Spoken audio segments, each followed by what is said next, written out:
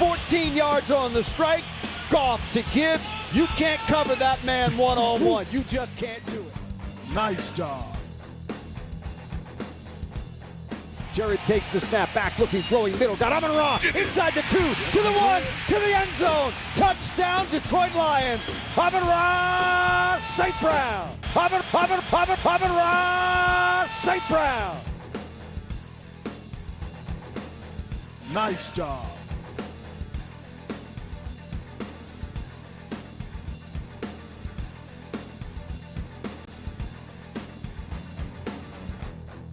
Mariota's got it back. Pressure comes. He's hit. Slips out of it. Rolling to his right. Now he's going down. Brian Branch got him. Sack for the Lions. Snap taken by Mariota. Wants to throw it. Gonna get hit. Gonna get sacked. Yes, Take it down. sir. Brian Branch got him second time today. Nice job. Pressured by Hutchinson. He goes down again.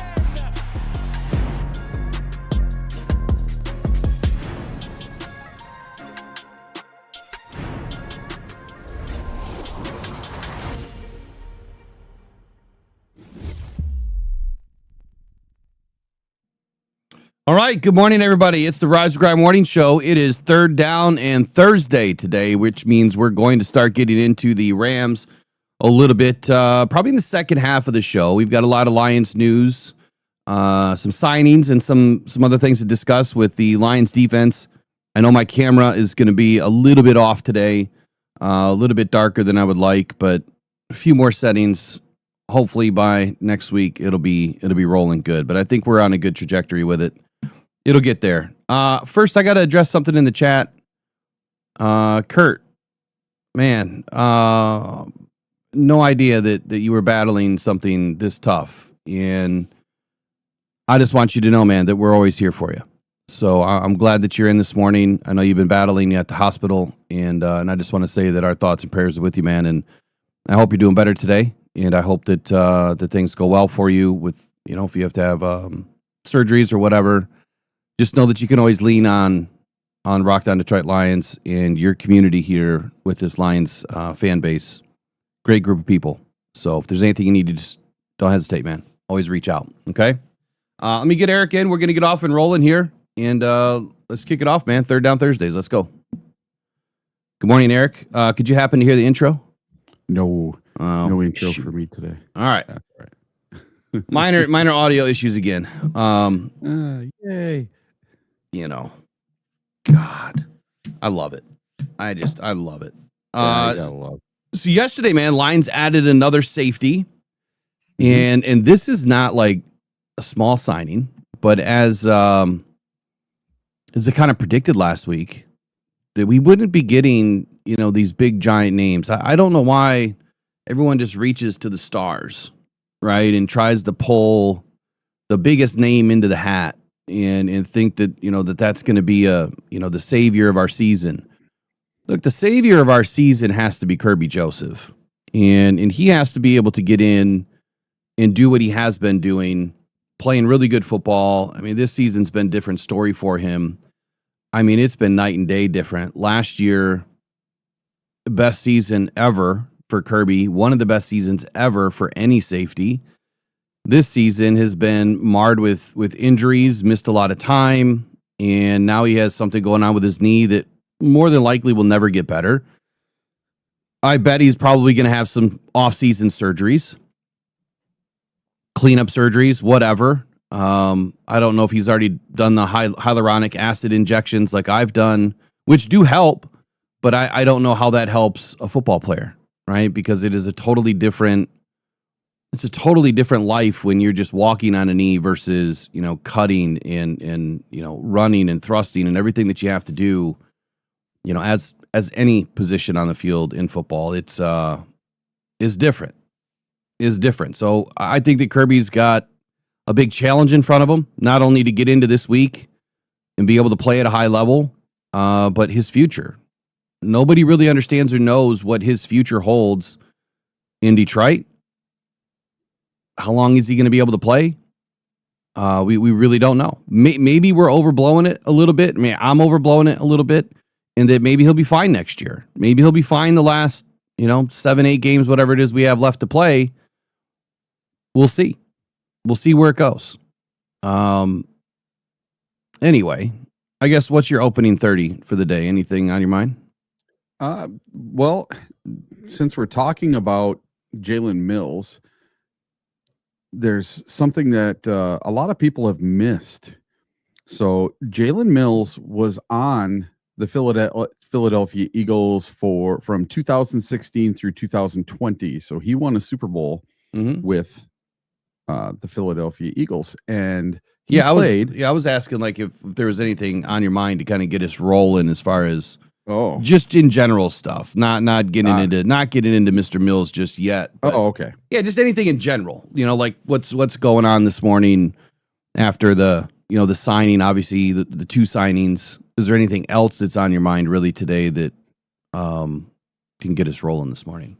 Well, let's see here. Not so much a topic, just anything off the top of your head. Oh.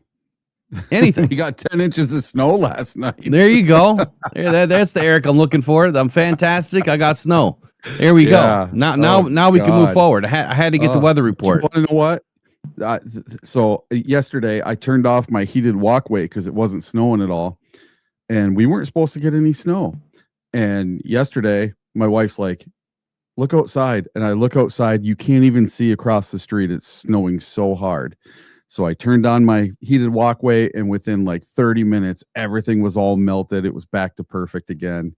And I bought the mats for your for the porch, So now my porch is all melted. My walkway's melted. I don't have to shovel. You got heated mats? Is that what you're saying? Yeah. So many moons ago, I was invested into a roofing company many years ago. And I just helped them with the sales and I was involved in everything really, but we would sell not really the heated mats, but heated this wire. They would go up on the roof. Yeah, in the roof and in the in the gutters and that. And that stuff was always a crapshoot. If it was gonna work, how long it was gonna work, and it was so damn expensive. I think we sold that stuff for like, $80 a foot or something crazy installed. It was a lot of money, but putting, $20,000 heated systems on people's roofs because they didn't want to shovel the roof. If they had a metal roof or even an asphalt roof, it didn't matter. But now the heated walkway has my interest. I did heated flooring in my mom's log home. We did the whole house with all heated flooring because it was all marble and beautiful flooring, but we did the heated loop style underneath, and there was nothing better than when you wake up in the morning and you put your bare feet on the ground and it's not cold. Oh yeah, I'd love that in my house. I love that. And even like with geothermal, how it runs all underneath and your floor is always warm. I never really understood geothermal, but my neighbor that moved, he has geothermal, and when I walked on his floor, it was a cement floor, and I was like, man, it's warm, and the heat rises, and it keeps the whole house warm, so doesn't cost him anything. He doesn't even have air conditioning, which is crazy to me. But anyway, not to get too far left. The heated stuff, man. I'm gonna have to find. You have to tell me where you got these mats because I'd like to put one. I like to put one out front. Like I told everybody yesterday, I went down hard the night before. Yeah, and it hurt, and I'm still banged up, bruised up. Whole left side of my legs all bruised up. I would definitely want to do that. There's no amount of salt. Since we're on this subject, though, I have a tip for everybody. If you've been to Home Depot or Lowe's or Meijer or anywhere to go get salt for your driveway, I went to Home Depot, 2 weeks ago, and bags of salt were $25 for like 40 pounds, or you get a 5-gallon bucket for like $30-40. And I'm looking at it like, what in the world is this? And what happened to the safety salt? What happened to the Morton salt? What happened to the Pet Safe salt that we used to buy? It was like bluish, greenish salt that we would put down, for the dogs so that it didn't, hurt their feet. So here's what I did. And I started doing this last year. I go buy the crystals that you would use for your water softener system. Yep. I buy the crystals at $5 a bag for 50 pounds, and that stuff melts ice faster than any of the other crap that I've ever used. The only difference is, yeah, it could hurt your lawn a little bit because it has all the salt, but it doesn't have all the sand, and it doesn't have all the grit like the Morton safety salts do, and it doesn't leave all that sand everywhere. It just goes away. So if you're looking to save a bunch of money on salt, there you go. Buy the blue bag of the crystals, not the chunks. I'm sure the chunks would work too, but go buy the crystals and you save yourself a ton of money. I use it. We got a ton of area to sprinkle, so it works You want great. to know one great thing about this heated walkway and my heated mats in front of my house? What's that? I don't track any salt in the house anymore. There you go. Yeah, that's such a pain in the ass, man. You're like the It's vacuum. everywhere. It's like I get a new vacuum, it seems like every year because the salt breaks the vacuum. Yeah. You know, or you just got to sweep it, pick the rugs up, shake them out. Yeah, it's life problems, I guess. I'd do my whole driveway, my roofs of both my buildings. I'd do it all if I could. It's problems the NFL players probably don't have to worry about, right? Yeah. They don't have to worry about this stuff. Us little guys, man, we gotta Well, worry they're about smart. this. They just move south. They get away from all this stupid snow. Yeah, that's there you go. That's I That's the wanted next to be move. a snowbird and leave in November and come back in April. I've tried to talk my wife into it. I told her I'll buy a Mercedes-Benz camper. We'll go live in that in the wintertime, or I'll buy a little place or rent a place down in Arizona. And I just can't talk her into doing it. yeah. I'm doing it. I want to. The only difference is I'll have to fly in every home Well, game. yeah. That's everybody's like, well, what are you going to do for Lions games? I'm like, Just fly. It's no airplane. different than driving. Yeah, I got lots of miles. My cousin will pick me up at the airport. Yeah. No different than driving, peasy. man. You drive what, 6 hours or something like that? Yeah, and it's a 3-hour dude, plane ride. Yeah, and for me to fly down from here, it's like 45 minutes. And if I drive, it's 6 hours. And if I drive and the weather is crap, the roads are bad. Oh, you're talking 7, 8, 9 hours, depending how traffic's moving. And then you get down to the delays. city. You get down by the city where it's 6 lanes wide, and no one knows where the lanes are because you can't see any lane markers, and the roads are covered in crap. And I don't care. I don't care if it's a blizzard. I am not missing a Lions game. It's not going to happen. Oh my goodness. Maureen put in the chat that someone was trying to salt their driveway using fertilizer. They're growing grass now, huh? They're growing more salt. They're trying to fertilize the ice. That's crazy. Anyway, He's got a place to rent in Tampa for me. There we go. hey, I might take you up on that. Is it open all year round, or is it just open bits and pieces? I'd love to know. Email me some info. How's the camera look though? Is the camera looking better this morning? The view, it looks nice and clear. Looks better. Looks better than the other one, that's for sure. Better. 20 times the cost. All right, we should probably talk Lions before we get everybody off and run in a different direction. So you were talking about Jalen Mills. So the Lions, they bring in 2 safeties this week, Kazi, which we'll talk a little bit about him today, and then Jalen Mills. And of course we have Avonte Maddox. And so there is that crossover. But go ahead, you were already starting with it, so go for it. Yeah, what I was going to say is they played together. So I saw a little snippet yesterday from Avonte Maddox that he's happy to have his teammate back. And you might see Jalen Mills and Avonte Maddox back there together on some plays, both at safety. Mm-hmm. Well, the nice thing about Mills is he can play everywhere. Yeah. Just like Arthur Maulet can play everywhere, Avonte Maddox really can play everywhere.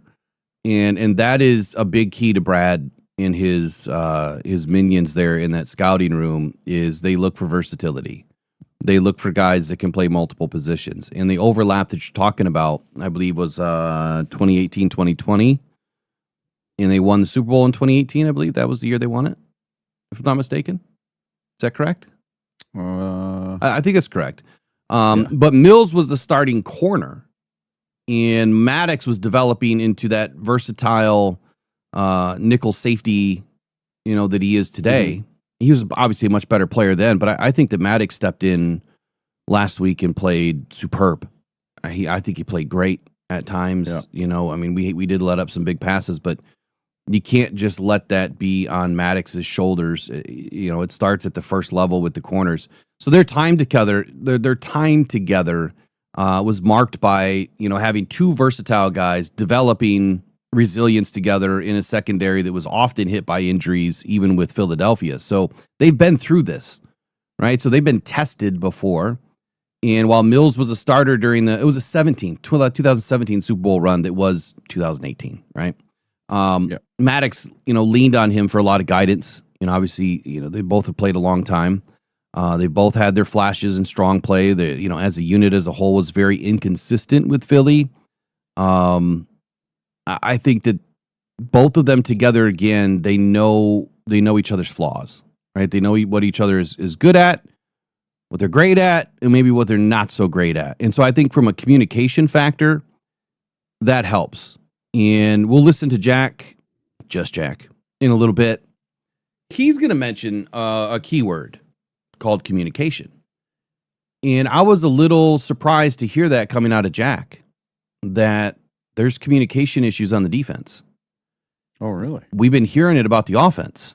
So when you look at some of the big plays that we've allowed, the Lions defense has allowed, then maybe it can actually be fixed, because communication is one of the things that you can fix probably the easiest. You can't make up for talent, right? You can't make up for time on the field. You can't really make up, if you're injured, can't really make that stuff up. You're just doing the best you can. But what you can clean up is communication. What you can clean up is scheme. And I think that will be something I'm going to pay attention to big time against the Rams, because as Jack is going to tell you here in a little bit, they got their hands full. This is an offense that they can tear us apart. And I know a lot of people are putting it out there that, I guess this will be our first question this morning. And to you, Eric, and obviously the people in the chat or the audience. Is this the game that identifies the Lions as a Super Bowl contender? Is this the first game of the season at this point in the season that tells you if we are ready or capable of being Super Bowl contenders this year? And I ask that, and I say that because I've seen it just about everywhere on social media, that they're saying that this game is the game that will be marked as we have it or we don't. If we beat them, we have it. If we don't, we don't. And I personally, I'll tell you what I feel in a minute. Eric, I want to know what you think. Well, the Los Angeles Rams, everywhere you look in every power ranking, they're number one. The Rams are the litmus test right now. They are the team to beat. Now, they just lost a couple weeks ago to the Carolina Panthers. So that gives me hope that the Lions can pull this off. And we are facing our former quarterback in Matthew Stafford, who is on an MVP pace right now. He is leading in the top 3 of most MVP listings right now. Any ratings for who could win the MVP? Matt Stafford is right up there. He leads the league in touchdown passes right now by quite the margin, by like 5 or 6. And this game, I think I've heard from Sean McVay that this is kind of a revenge game for Matt Stafford because of the way he was treated when he came to Detroit and got booed, and his kids were booed, and Kelly was allegedly booed. And so to them, this is a revenge game. To us, this is going to be another home game, because I think we are going to have a very large crowd there in LA. Tickets are still really cheap. You can still get a ticket for like $150. I know that's not cheap to some people, but to most stadiums, that's pretty darn cheap. And I'm thinking that this is, excuse my language, shit or get off the pot week. This is the game. If you want to do anything in the playoffs, if you want to be considered a Super Bowl contender, if you want to be a team that has proven itself and get over the Eagles game, get over the Viking game, get over the Kansas City Chiefs game, these losses that we've had. You want to prove that those were all a fluke, that was just the offensive line not gelling that day, the defense not gelling that day. You want to prove that you are a top team in this league. Well, you got to be the best, you got to beat the best. And that's what I think the Lions need to do this week. They need to go out and they need to beat the LA Rams. And Dan Campbell is going to have a different mindset this week.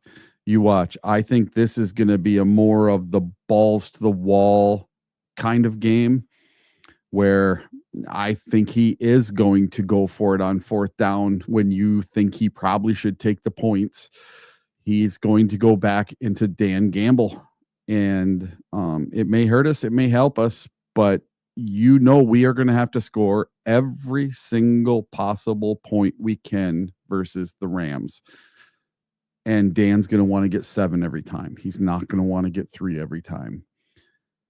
We're facing our former quarterback who's having one hell of a year. I didn't think that Matt Stafford was even going to play this year. It didn't. In the beginning of the season, he had his hyperbaric chamber or whatever in a trailer at training camp just so he could get in it and work on his back. 1 sec. I'll be right back. Okay. So going from a guy that I didn't even think was going to play, and people were saying he might retire, he might be done. They might have to go to Jimmy Garoppolo or whoever their backup is. And to now he's putting on this MVP clinic of tearing up the league, being first in touchdowns. He gets what's his name? Adams there. He gets Adams, and now he's got that Cooper Kupp type guy that catches every ball that he throws his way. And him and Puka are just on a tear right now. And it's kind of scary. But if the Lions can put together the proper game plan, which they seem to do, they should be able to win this game. So since the Lions and the Rams did this trade with Goff and Stafford, I think the Lions are 2-1 versus the Rams, if I remember correctly. So if the Lions win this game, they would be 3-1 on the series. And if the Rams win, it brings it back to 500 at 2-2, I believe, if I'm correct. Give me the Cliff Notes. What I miss? Just that I didn't think Matt Stafford was even going to play this year, and now he's an MVP candidate. The Lions seem to have the Rams number since this trade went down with Jared Goff and Matt Stafford. Mm-hmm. And right now the series is at 2-1, I believe. And the last time we played at the Rams, it didn't go so well for the Detroit Lions. And I think our fans are going to show up this time. I wouldn't be surprised if there's more Lions fans at this game than Rams fans. Yeah, it's pretty sad that the Rams, they have a shared stadium, right? Yes. Them in San Diego, they just don't fill the place. No, and their fan base is kind of different because it doesn't seem like they're it's bougie. They're not all in, right? Because they're kind of they're like transplanted fans, they're kind of like expats, if you will, kind of from all over the place. Yeah, but they remind me of those new Lions fans, the ones that show up with their North Face jacket on instead of a Lions jacket. Yeah. And then they got their phone out doing a selfie the whole game instead of watching the game. It's like, come on, man. If you're going to get your phone out, point it at the field anyway. Right? Self the whole game. Yeah, trust me, I get a lot of crap because I've always got my phone out taking notes. Well, see, that's why I like the glasses now. I just click, I'm filming. Nobody even knows. Yeah, but I'm always taking notes, right? So I always got my phone on. People think I'm not paying attention to the game, which I'm paying a lot of attention to the game. It's just trying to capture it all so that I have things to talk about. What I forgot to do is I forgot to check the back end for video. All right, I'll just have to fix my image when we get in there. But anyway, you're talking about the series here between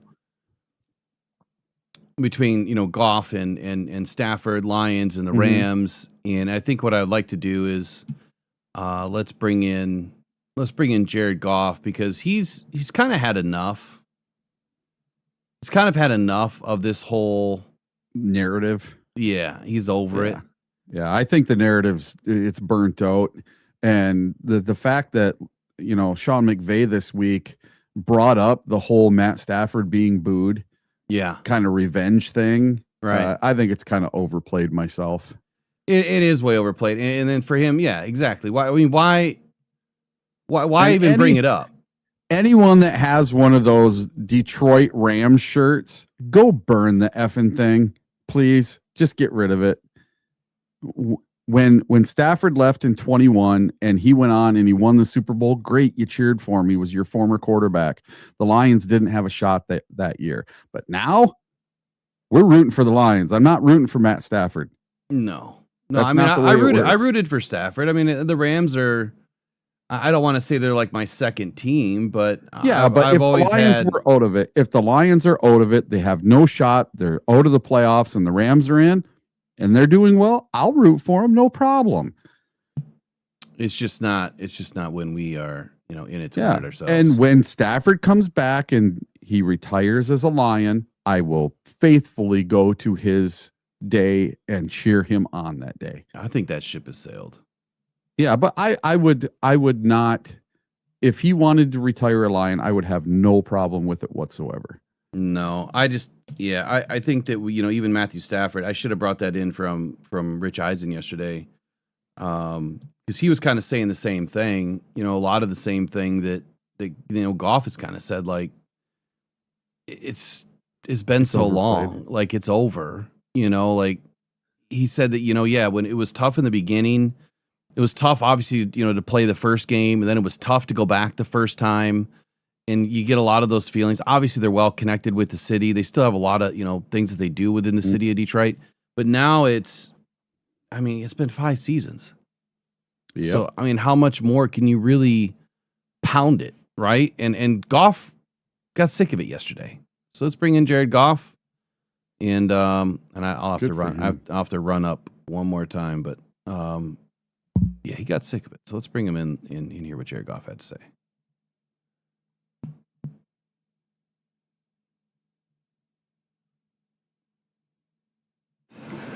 Does the trade seem like almost 5 years ago or yesterday? Yeah, seems like a long time ago, right? Yeah, it does. It does. It feels like a long time ago. And I think we kind of talked about it earlier in the year of how it's kind of, my career now has spent more time here. So, yeah, it certainly feels like a long time ago.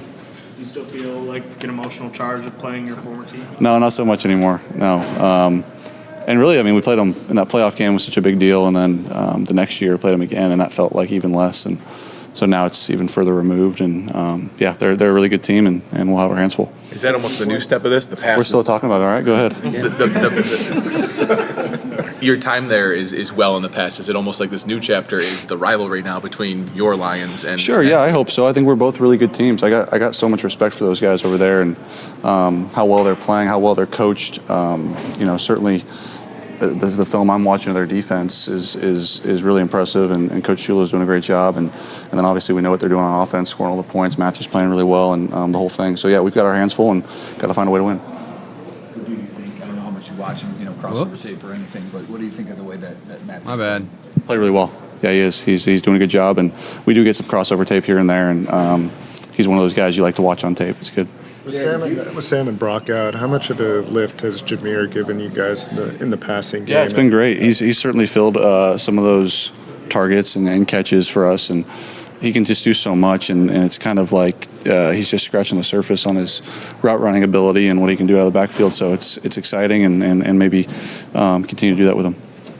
Jared, just things kind of feel normal a little bit now. You got 3 back-to-back Thursday games. Now you're going back to more of a traditional style. But going through that stretch, getting through that, moving forward to this game, do you feel like that? How do you feel like that? Yeah, it feels like December football now, and you're lucky to be playing games that matter. Not every teams are, and so you look at it as a great opportunity to go out there and find a way to get a win against a really good team, a team that's playing really well, and they're coming off a really big win of their own, and so we'll go out there and do our best and try to get a W. Jared, you mentioned how well that Rams defense is playing. When you pop on the tape, what's the first thing that catches your eye?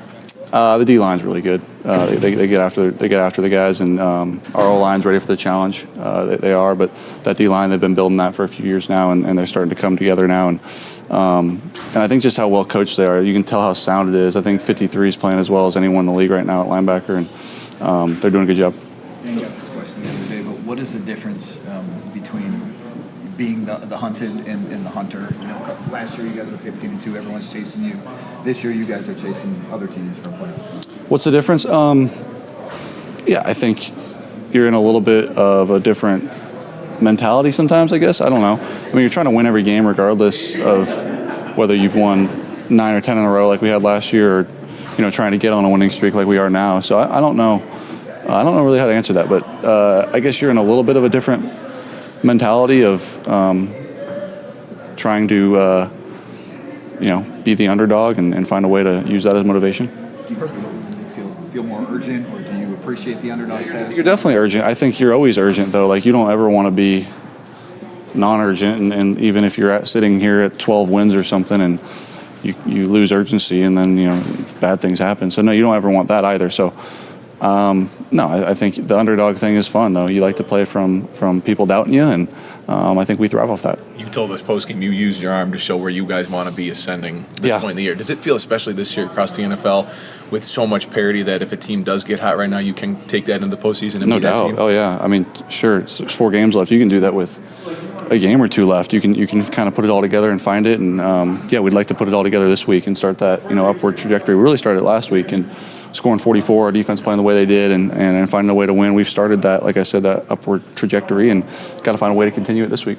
Personally, how much has this year been kind of a challenging experience in the sense that, you know, you've had to adjust to, you know, different personnel on the offensive line. You've had the tight end situation happen, the play caller switch. I mean, yet you've been able to maintain your standard of performance. I mean, what has this year been like, I guess, just having to deal with all that? It's been great. I mean, you know, we're 8-5, and got a lot of games ahead of us. We still control a lot of what we can do here, and want to find a way to win the next one. It's been a handful of games now. How do you like Dan calling the plays? He's doing great. He's doing really good. I thought last week was really good. Jared, Coach Shula, I believe, was there when you were there in a lesser role, you know, taking that defense obviously to new heights. What kind of stamp has he put on it? What are they doing maybe a little differently schematically than maybe when you were practicing against that unit? Oh, yeah, they're so much different than when I was there. You know, a couple coordinators removed at that point. I think Coach Shula, when I was there, was a damn good linebackers coach, and then has become a damn good coordinator. And when we played them in the first game of the year last year, you can see the evolution from then to now. And they're just all on the same page. They play really sound football. They're really well coached on the back end. They're really well coached on the second level, and the D-line gets after the quarterback. So it's a good recipe.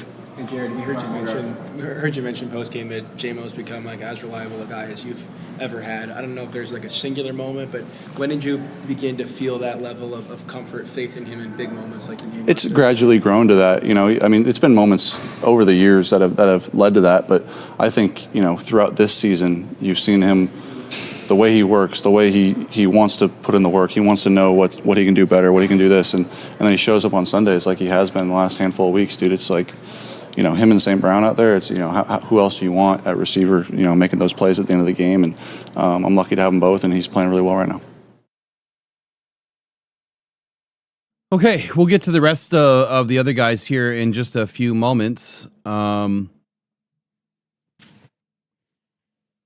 A lot to take away from this. I wrote several notes while he was talking about this, and I guess the first one I'll start with, Eric, is you can clearly identify that he's sick of the narrative. He doesn't want to talk about it. Brad Golly kind of got, I guess he kind of got it from Goff. Like, I don't think Goff did anything intentional there. I don't think he was trying to be mean-spirited or anything. But it's just like, okay, you asked the question, they're kind of the same, and then Golly comes in, asks, you know, kind of the same damn thing. And he's like, okay, we're still doing this. Like, can we just move on to the game? You know? And so look, these guys, they don't have a mean spirit towards each other, Goff or Stafford. The Lions and Rams, as far as opponents, look, I think it's all respect. I think that each team respects what each team can do. These are two of the best offenses in the league, and the Rams probably are the best defense in the league, and the Lions can play like the best defense in the league from time to time. We need them to this weekend, but they're close. The lines are close.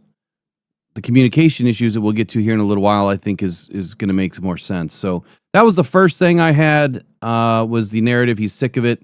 And then pointing to the fact that he spent more time in Detroit now than he has in L.A. I mean, and that really started, I believe, last year with how many games he has played in Detroit. And that's why, look, it's old news now. Like, if we're going to continue to pound the same sand, you're going to get the same result. It's time to move forward, right? Quit talking about Edge. Quit talking about the Rams. Quit talking about all the same old crap. Let's just move on with where we are today, where our feet are, where the team is, what we're doing, what we're trying to accomplish. And I think that's where Goff is too. He mentioned Jahmyr Gibbs, or he was asked about Jahmyr Gibbs and him picking up the slack there for the tight ends without Sam, without Brock Wright.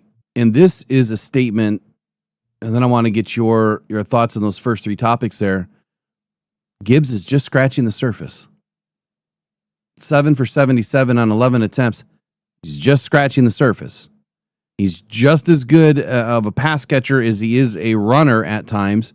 But can you imagine where Jahmyr Gibbs is going to be in year 4?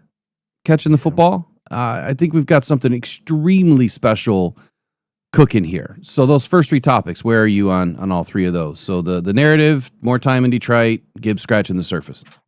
Yeah, well, the first one, you have to remember that this trade happened in 2020. Well, what happened for the Los Angeles Rams in 2020? They got SoFi Stadium. So they got a brand new stadium that Jared Goff never even played in as a Ram. So that's how far removed this is that they're not even playing in the same stadium that when Goff was with the Rams. And I think he's just completely done and over it. He doesn't want to talk about the same old thing, because how many times he's had to talk about this 4 or 5 times now? It seems like it's every year, you know. It's almost every year. You know, we had to go back there. They had to come here 3-4 times. You know, we played them the first game of the season last year. We played them in the playoffs the year before. We beat them in the playoffs before. Then we played them at their place. They beat us. We played them at our place. We beat them. And this is a back and forth. These are two good teams. They're always two decent teams. And they always seem to have fireworks, always seem to be good games that come down to the very last play of the game. And I don't see anything different this week. So I think Goff is completely over the narrative. And as far as Gibbs goes, I think that is the player who needs to step up this week. That is my player that needs to have the big game this week. He is the guy. They're going to be playing on a surface just like Ford Field, same kind of field turf, and it's going to feel like home. Yeah, they're going to have a big crowd. It's going to feel just like a home game, and I'm kind of bummed that I'm not going, because I really want to see that stadium, since that's the newest stadium in the NFL. Because like next year they announced that we're playing at the Bills, and I probably want to go see that brand new stadium next year. So I'll probably go to the Bills game next year. Well, we might have an opportunity to be out there in the playoffs, because if they end up having to go to LA for some reason, if somehow that happens, then we'll be there. But the Gibbs thing. Now, back in my younger years, like when I really started to get into watching football quite a bit, probably the mid 90s. Early 90s, but there was a player that came into the league in the later part of the 90s, 97, 96, 98, somewhere in there. Warwick Dunn for the Tampa Bay Bucks. Yep. Remember Warwick Dunn? And the Falcons, right? When I look at Gibbs and I look at where he is transcending and in his trajectory of what he's becoming out of the backfield, I remember Warwick Dunn being such a special athlete taking the football for long distances, whether it was through the air or on the ground. The dude was electric. And if Gibbs can be something like a Warwick Dunn, and he's better, I'm not saying that they are even close as far as runners. Gibbs far exceeds what Warwick Dunn ever did on the ground. Yeah. But as a pass catcher, Warwick Dunn was special out of the backfield. And that's what I see for Gibbs' future. You know, if I want to go all the way back to when football was way different 20 years ago, 30 years ago, whatever it's been, almost 30 years. Wow. Warwick Dunn is it for me. That's who I want to see. So I looked at his stats just a few moments ago. 462 yards out of the backfield in his rookie season, 344, 589, 422, 557, 377, 336. Though the Leonette started to trail off a little bit. He never had less than 170. The dude played just about every single game, 181 games, 4,339 pass yards. Reception yards. 15 TDs. Gibbs will obviously blow that away. He'll have 15 TDs through the air probably in his first 4 seasons, is my guess. But the electricity is what I'm looking for. And here's what I'm saying. Long touchdown, 59, 31, 68, 45, 31, 31, 86, 59, 24, 18, 35, 36. Amazing. Just amazing what Warwick Dunn was able to do out of the backfield. So if we can get anything close to that, that'd be great. The underdog mentality. We've been here before. This was us in 23, right? This was us in 22. Yeah. This has been us every year. Honestly, when we were 12-5, we weren't hunting, or we weren't the hunted, we were hunting. And I think that's the mentality they need to get back into. Mm-hmm. And, you know, this whole hunting season thing they had this year, I felt like they kind of dropped the ball. They didn't really like that. They're not hunting people. They're being hunted. Mm-hmm. And they're getting picked off 5 times. We've been the hunted instead of the hunter, you know.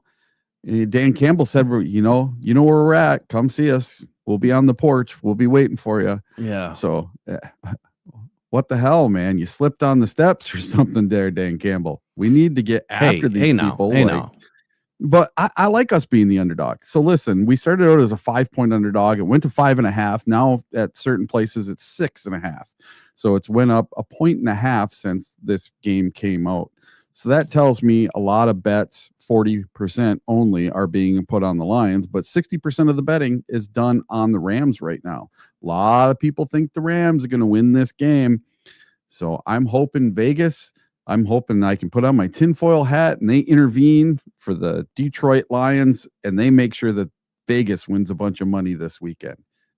So once again, just like with Dallas, go put your $5 on the Rams so that way it ensures that the Detroit Lions will win this game. There you go. There was another good name that was just mentioned in the chat too, Marshall Faulk. Oh, Marshall Faulk. He was awesome. Even better than Warwick Dunn. I want to say Goff had him with the Rams. Did he for a year? Didn't he? Wasn't it? Oh no, it wasn't Marshall Faulk. It was no, the other guy. Yeah, Faulk was with Colts in St. Louis. Yeah, he was with the St. Louis Rams back when it was Kurt Warner. Mm-hmm. Yeah. So if you take a quick look at Falk's numbers, I mean, 522, 477, 428, 471, 908, 1048. That was I think the greatest show on turf year. Was that 99? I think it was 99. 830, 765, 537. I mean, the dude was crazy. 36 touchdowns during his career. So yeah, we get any blend of those two guys. Yeah. I'm good. But Gibbs is special. He's going to remain special. The underdog mentality, the urgency, we can't lose it. And I think to your point, Eric, we've always fought better, harder, being the underdog than being the team that's been getting chased. Last year we got chased and we were able to stay on top. As crazy as that was, I mean, we had a hard schedule last year, and being able to do what we did last season was just incredible. Goff says next, you can fix it quickly, right? And you can get hot and win out. And this is what I was talking about the other day. Like we have 4 games left, and this, just because we haven't clicked yet 100%, we maybe have had one game against the Bears that I felt we were clicking kind of in all 3 phases, but it was still dirty. There was still a lot to clean up, and maybe the Ravens game defensively, I think that we were kind of in our zone. Offensively, you know, we were there, we weren't there. There might be only 2 games on this whole season where you could say we kind of played a complete game. I honestly don't believe that the Lions have really done everything all at once. And if they can figure out how to do that for the last 8 games of the season, if it takes us 8 games, no one's going to stop us. If we can stay healthy for the last 8 games, we don't lose a single player, and we get more guys back, if we have any more to get back. We have a couple.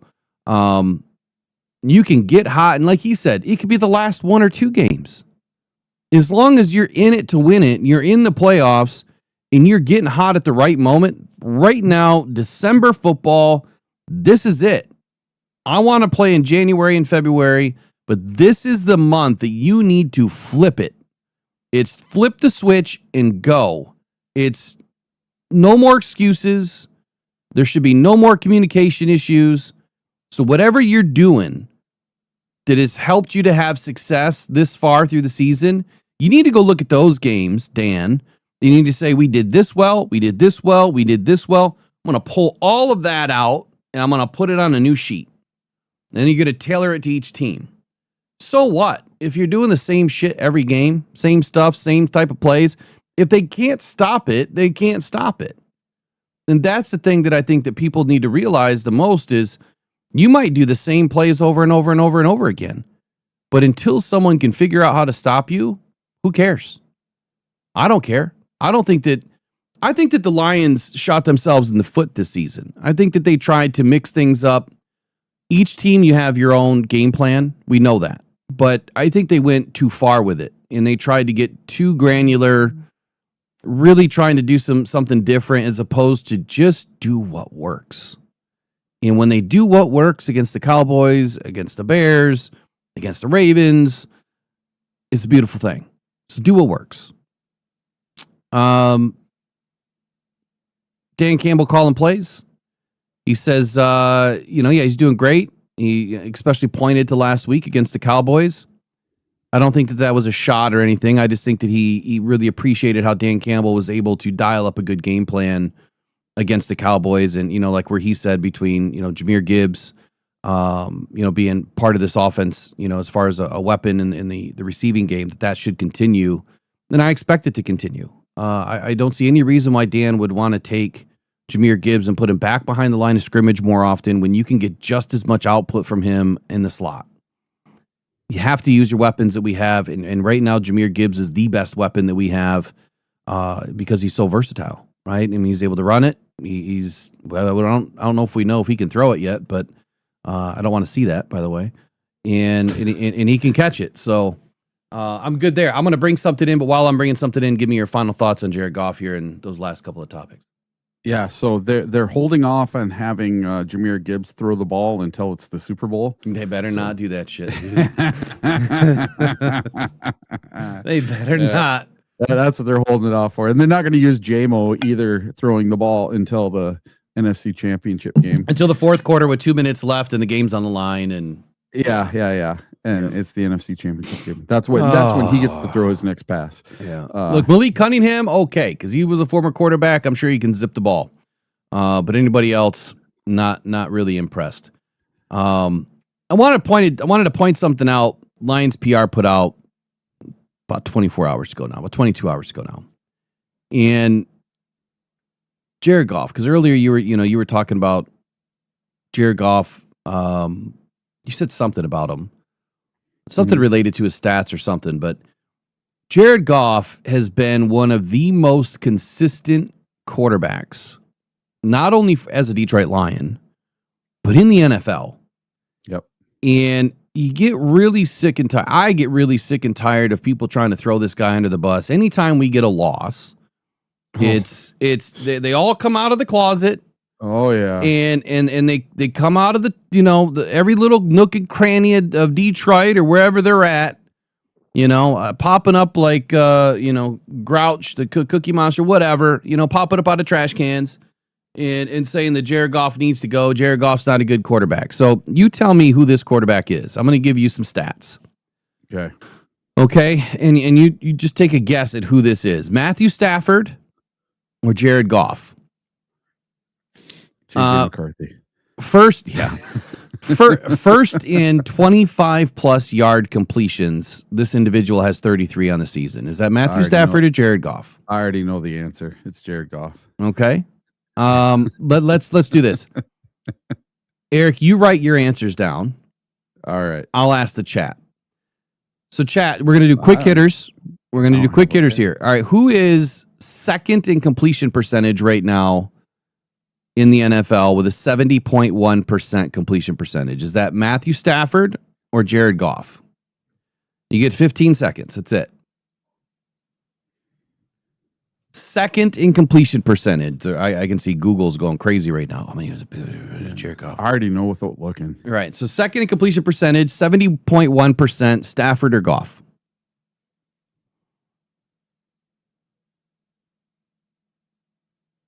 Five seconds.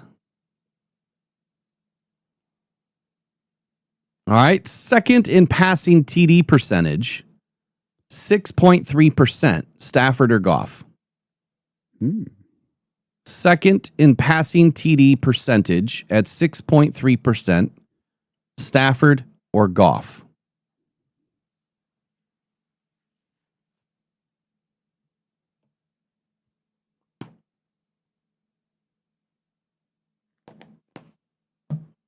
Five seconds. See all Goffs in the chat so far.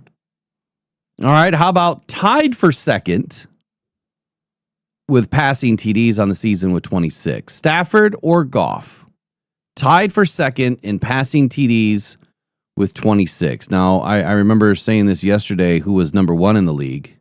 So if you remember that from yesterday's conversation, you should know. I gave it away while you were away from your desk, too.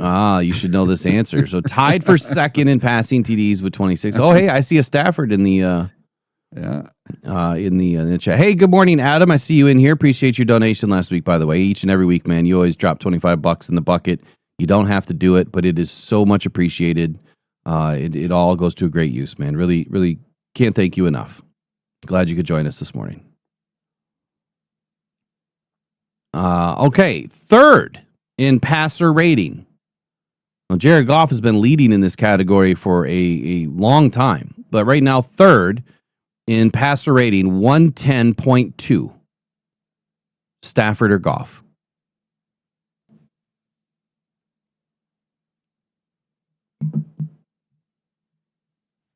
Ooh, Rob Issa, Stafford.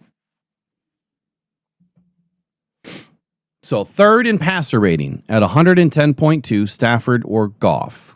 5 seconds. And lastly, fifth in passing yards on the season, 3,334, Stafford or Goff?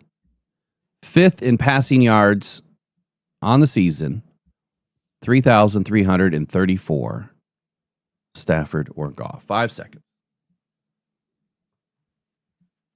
Now, we were going to do a game show when we had Corey on the show. We were thinking about doing some sort of a game show, and I'm going to try to put something together next week so we can start giving some stuff away. It's Christmas, so I want to start giving some stuff away, and we're going to do game show, but you got to call in, and I'm going to have questions just like this, and if you get a certain amount right, you get to win something. There'll always be a consolation prize, but you're going to have very limited time to be able to do it so that we can keep it honest. All right, so here's the answer. I see 2 Staffords in the chat, and those are wrong. Every single one of those stats is Jared Goff. First in 25-plus yard completions, second in completion percentage, second in passing TDs percentage, tied for second in passing TDs, third in passer rating, and fifth in passing yards. Eric, show us your sheet. What you got? Did you write it down? No, I had Goff for every answer. I got you. Yeah. Yeah. I don't have a pen anywhere or a sheet of paper. I kind of got ahead of myself. I got ahead of myself on this one. Like Lauren says, the context kind of gave it away, and yeah, I got ahead of myself. I should have zipped my lip. But there you go. It's on Twitter if you want to share that to your timeline. What was the new rule about sharing something and then tagging the Pro Bowl vote? What was that you said yesterday? Okay, so on X, if you go to the Detroit Lions or Detroit Lions PR, they're putting out these posts that if you repost their post, it counts as votes for the Pro Bowl for those players in that tweet. So it's really easy to vote on the Pro Bowl by just retweeting on X. All you got to do is just hit the repost button. That's it. I honestly don't think it really counts. I think it's just a good way to get some engagement, but yeah, you know, yeah. I don't see any way that they could track this. Yeah, but we do have a lot of people getting a lot of votes for the Pro Bowl right now, and you can do that. You can go to NFL.com Pro Bowl, and you can put your votes in. You're allowed to vote so many times per day. And why does Jahmyr Gibbs only have 125? He's number 5 in fan voting right now. Yeah, but he only has 125 on the Lions PR.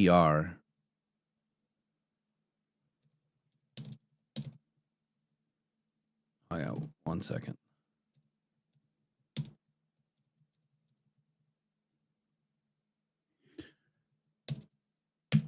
All right. Okay, so up next, 17-second break. Be right back. Pressured by Hutchinson, he goes down again.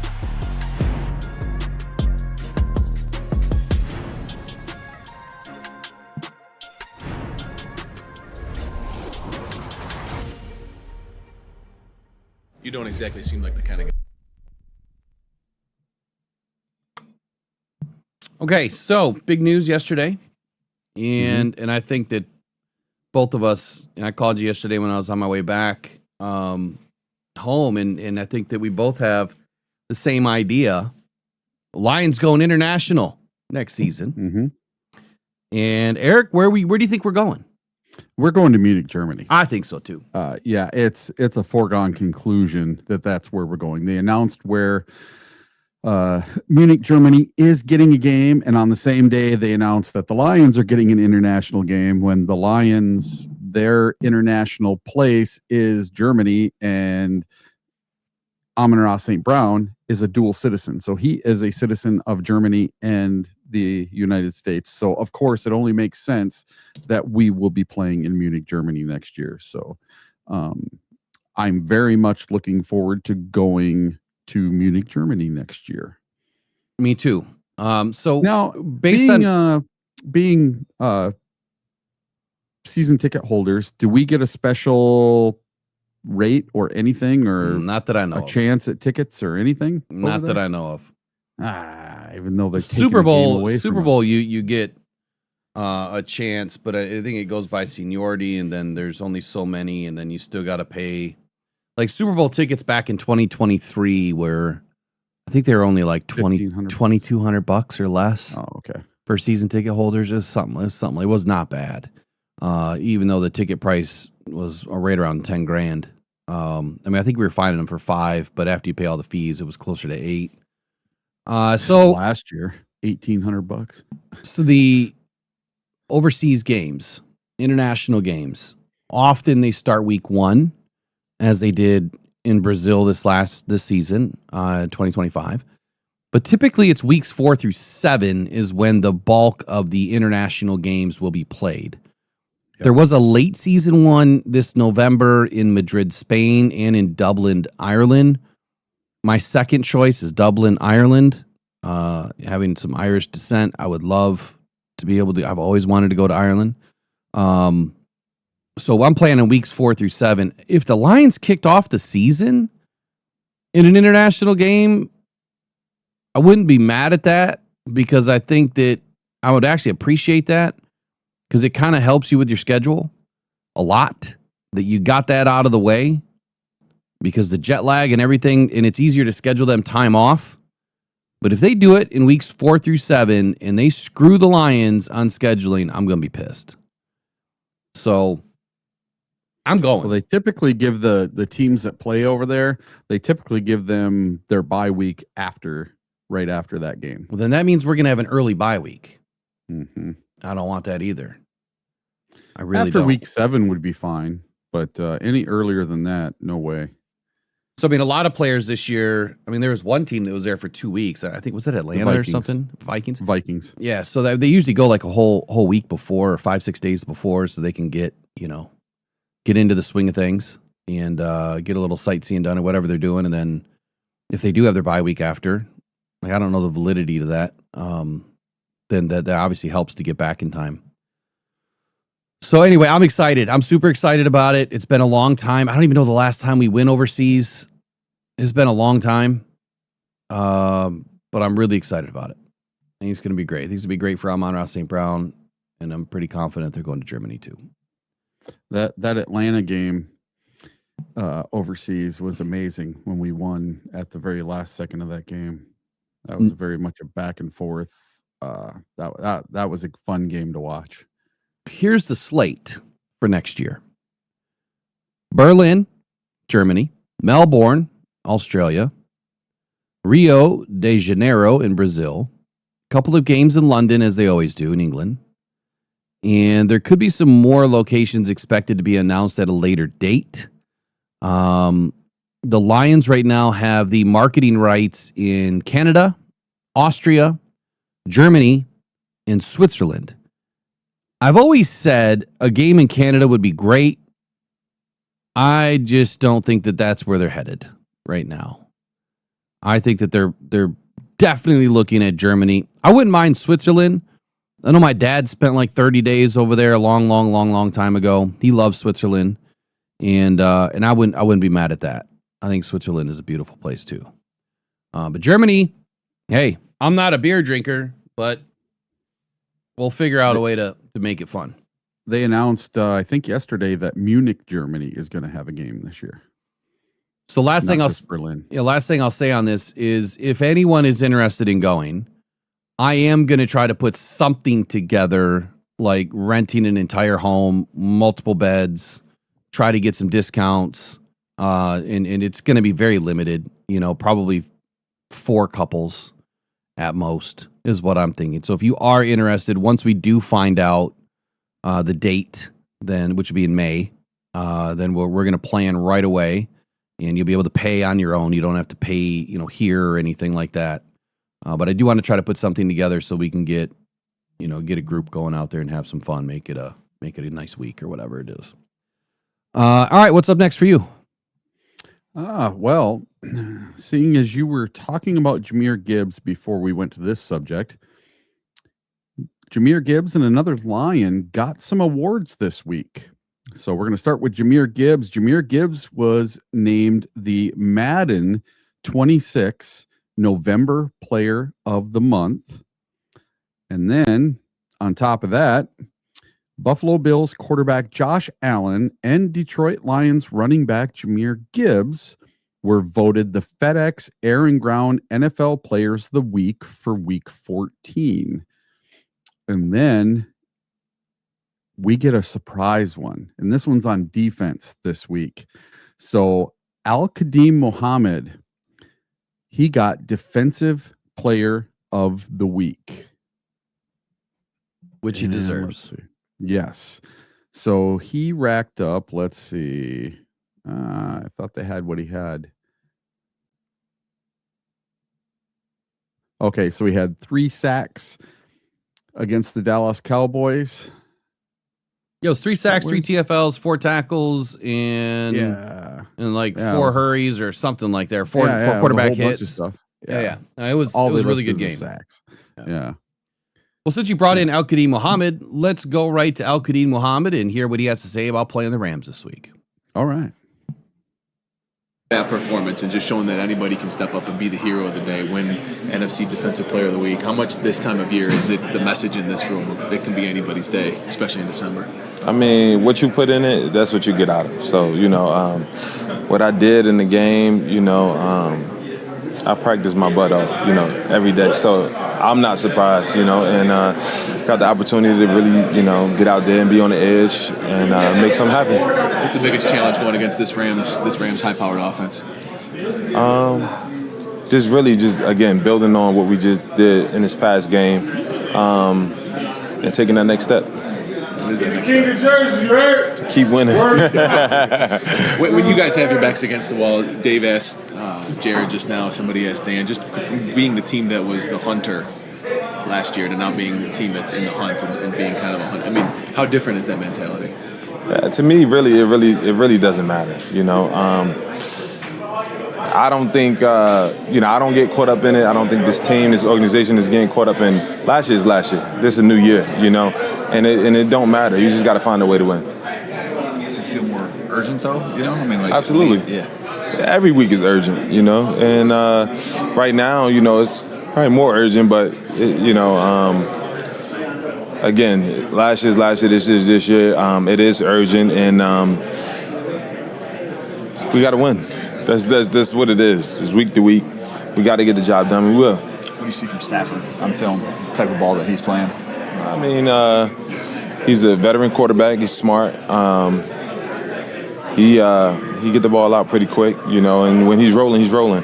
So, we got to find his way to disrupt him. To get that pressure with the four guys up front, when you guys do those this week against a veteran quarterback like that. It's a mentality. As long as we go in this game with the right mentality, and we play good in all three phases, we'll be fine. We'll get it done, and we'll be happy at the end of the game.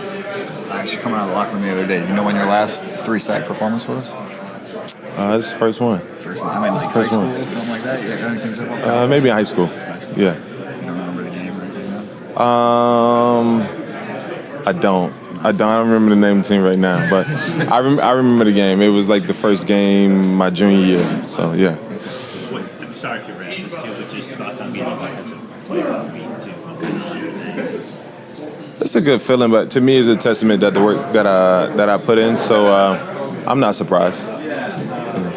Hey, Hutch mentioned after the game that the coaching staff kind of took the reins off the D-line last week, but let you guys kind of rush with more of a pass-first mentality. Yeah. Could you feel that, and how does that change things for you? I mean, we want to just pin our ears back and go, but each week the game plans is different, and he did. He let us loose and gave us the opportunity to go out there and make something happen. And again, it's all of us. It's not just me out there making sacks and stuff like that. It's all us rushing together. So shout out to the whole D-line. Do you feel like that approach suits your style of rushing specifically? I mean, you're a twitchier, faster guy. Does that let you kind of play to your strengths even more? Absolutely.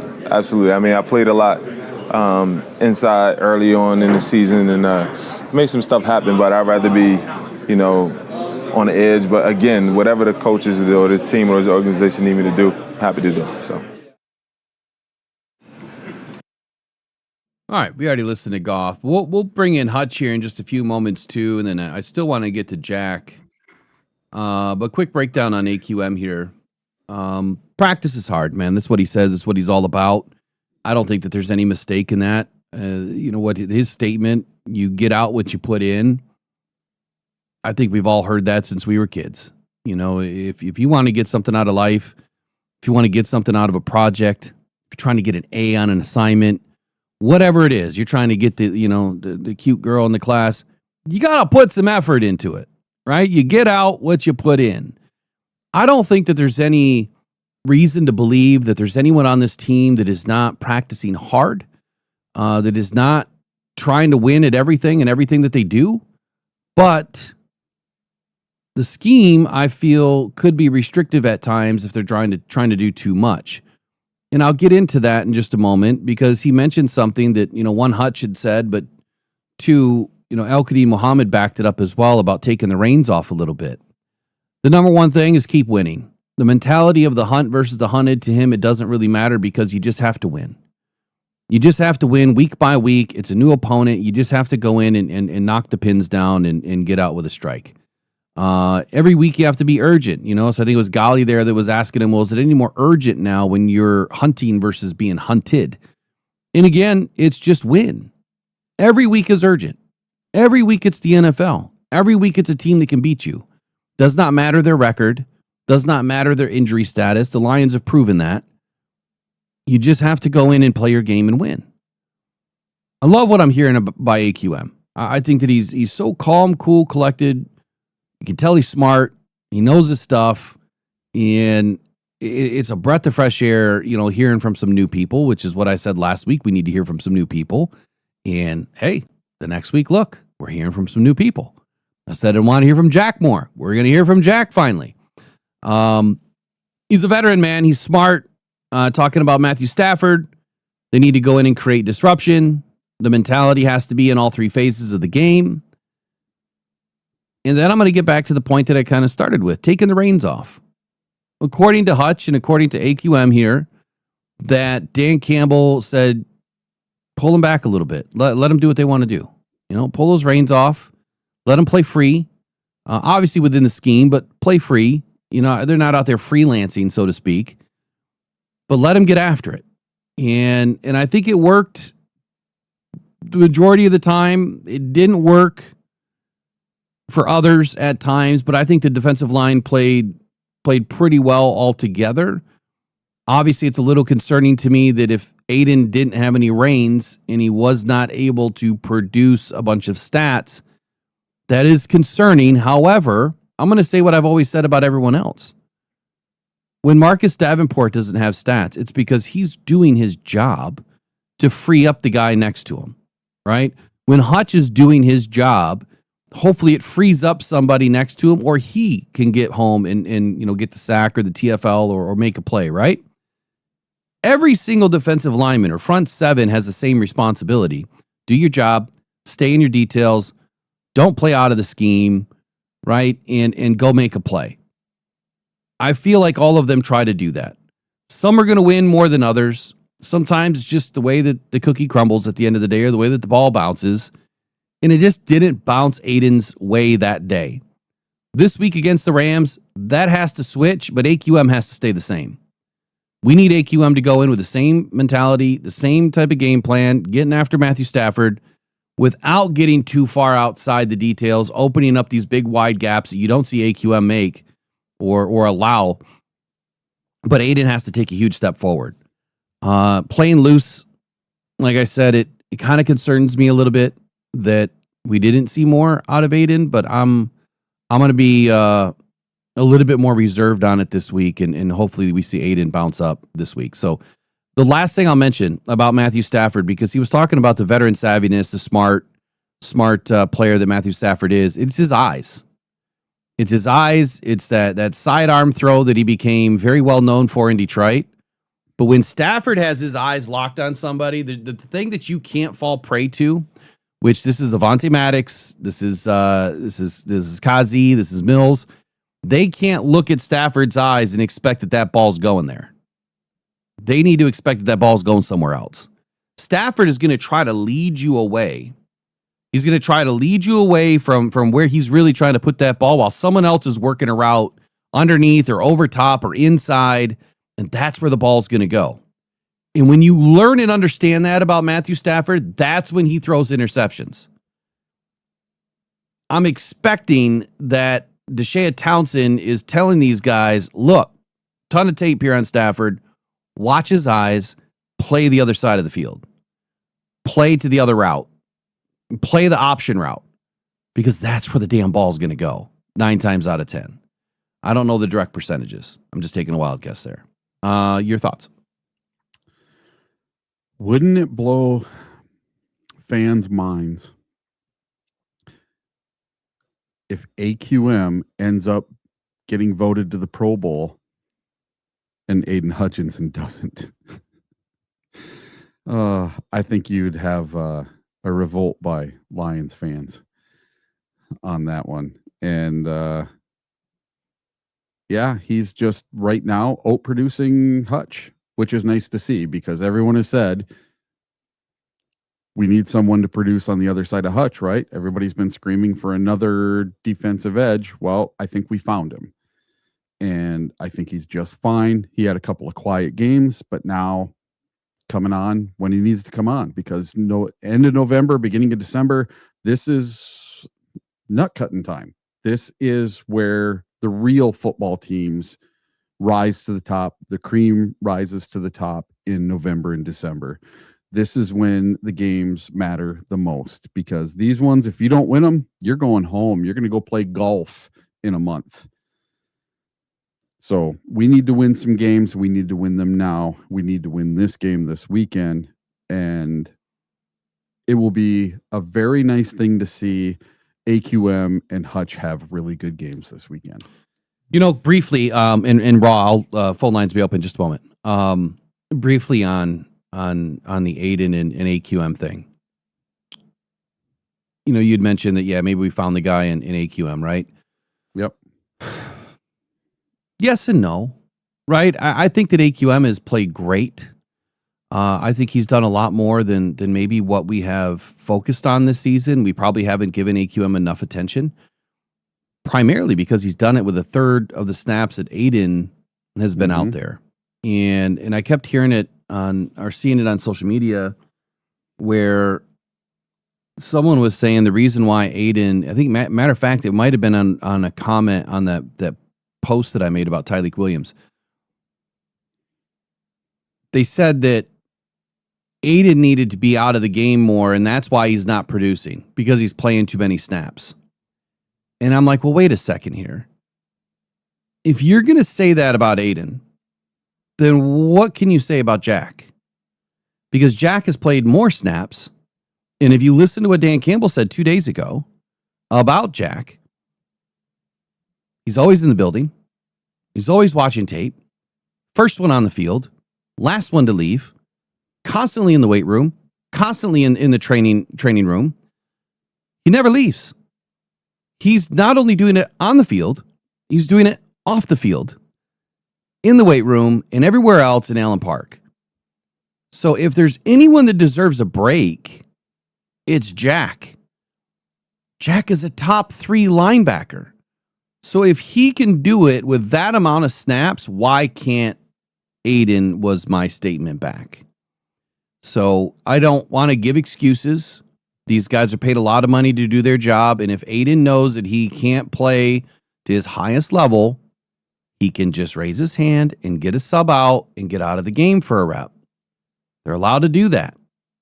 Kelvin's not going to point at the dude and say, nope, stay in the game. It's scheme specific too and kind of what's going on in the play, but there's no reason why he can't come out. That is Aiden. So if you're going to blame anyone, blame Aiden, because Calvin Shepard has already told us we would love to get him a break. Go tell Aiden to get out of the game, see what happens. He's going to look at you, he's going to laugh, he's going to go right back in the game. So I don't want to make excuses for these guys anymore. If Jack is having a bad game, I'm not going to say it's because he plays too much and he's in there too many reps. I'm not going to say that. I'm going to say, maybe he missed some assignments. Maybe we had some injuries around him and he was trying to do too much. Believe it or not, when these guys try to do too much, that's when the scheme breaks down. That's when you have the most issues. Is when, go back to Alex Anzalone. Eric, you remember this. When Alex came to us in the very beginning, he was like the lone soldier out there trotting Aaron Glenn's defense out on the field and teaching everybody what to do.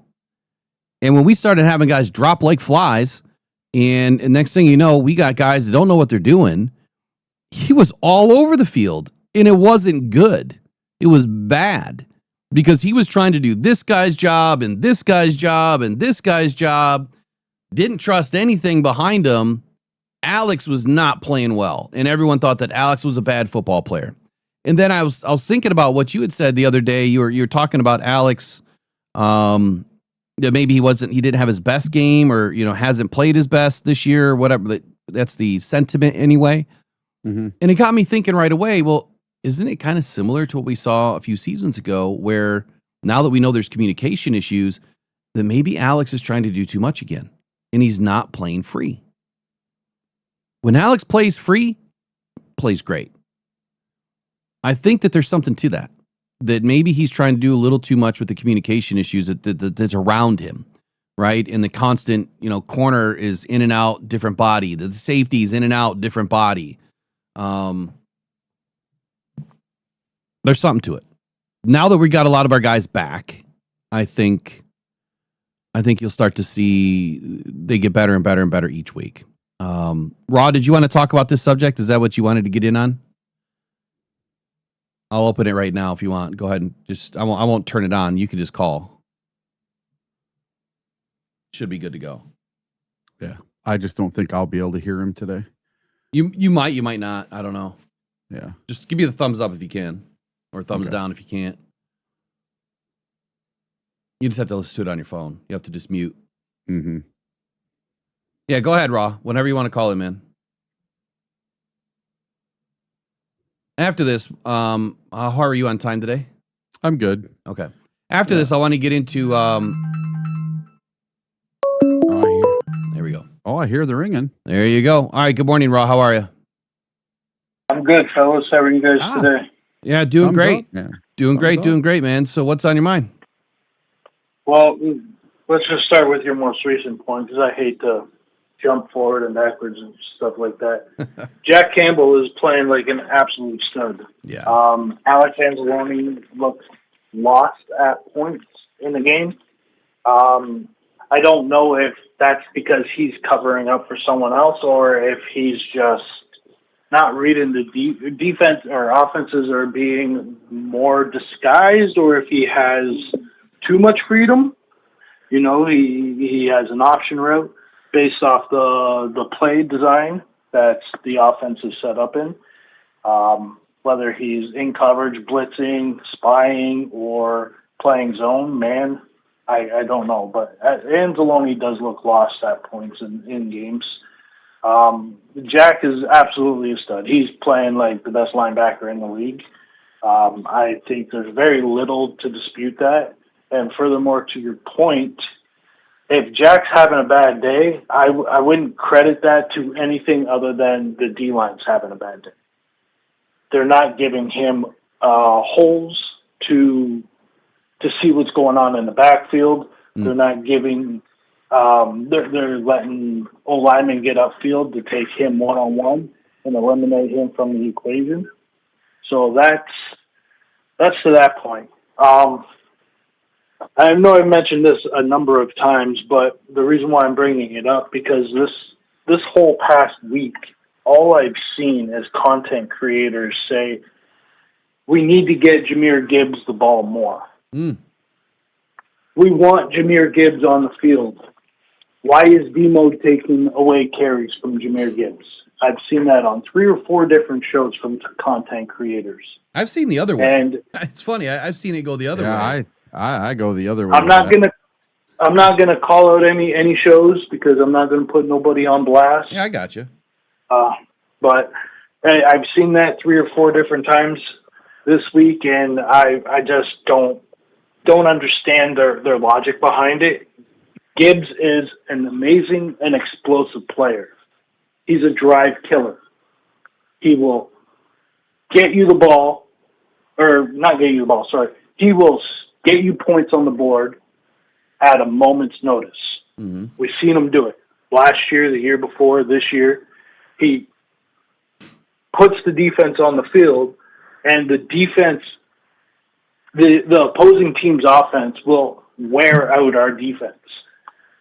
And they will score, and then they'll come back on the field after a 2 or 3, 4 play drive, and Gibbs scores another long run TD. And our defense is back on the field for another 12, 15 plays. That wear and tear is adding up. Yeah. Clearly, with the injuries our secondary is experiencing right now, that wear and tear is adding up. And our defense, we can't lose too many more players before we're in the same position as last year. Right. Going into the playoffs with one of the best offenses in the league, and I love every player on this roster. But like I said in Blue Zone, you don't exactly we're getting excited. We're getting excited to get Mullet back. Mm-hmm. Well, Mullet is a third-string cornerback or safety. and we're excited to get our third string back. Like, we want our starters on the field. Of course. I'm glad he's playing well. I'm happy he's doing his thing, and he's playing very, very well for what he's being asked to do. But I'd rather have a starter on the field than a third or second string player. I think that's where we're at right now. Yeah, I think we all would, Raw, and I think to that point too is, you know, like I'm excited to see him back because of the way that he played and how instant it was that he was able to lock in with this team, and you could feel like they had some cohesion. But in all honesty, I think it was because they let the guys play, kind of what they just did with the defensive line. They just kind of let them play their game, and you didn't see a big drop off. If anything, you saw a secondary that was able to play at a higher level. And I'm still at a loss. Like, I don't remember which game it was that we had the Legion of Whom in for the first time. Can somebody remind me? The Bucks. It was the Bucks. I think that was week 6 or 7. Yeah, so it was after the Chiefs game. Yeah, and we held them to 9 games. 9 points? Or 9 points, you know. Baker Mayfield just could not do anything. We intercepted him a couple times, and the Legion of Whom, that was their game. Yeah. And to me, I don't care if it's the starters out there. I don't care if it's the third guy. I don't care if it's the 9th guy out there. If they are producing, I don't care. I don't care who's out there. Would I much rather have the starters out there? Yes. But if they're not producing, I'd rather have whoever is producing out there. And so that's just win. Yeah, so that's interesting. And I'm going to go right back to you, Raw. Is the interesting point to all that is it was after that game or a couple of games later. I think it was Calvin Shepard that said, you know, now we have some guys that are in this locker room that are pushing some of our starters for playing time because of how well, you know, the Legion of Whom played and has been playing and making some big plays. I mean, Mollett was making some big plays, knocking balls out. He was. Yeah, and so that's why I'm Guys excited to all have him over the back. field. Yeah, I'm excited to have him back for that reason. But you're right. I would much rather have Terry and Arnold out there. I would much rather have Kirby Joseph and Brian Branch out there because those are huge losses. As much as people want to throw Terry and Arnold under the bus, that dude has been he plays pretty good football when he's out there, man. He's just been banged up all year. He's been banged up since like week 1. And he was never right. And in the way that he played and never being right at the same time, imagine what he's going to be when he's fully healthy and he's into his third year and he understands a whole lot more. But anyway, take it away. The floor is yours. Okay, so we're going up against the Rams this week, right? This week, Terry and Arnold on the field would have been an absolute must-have.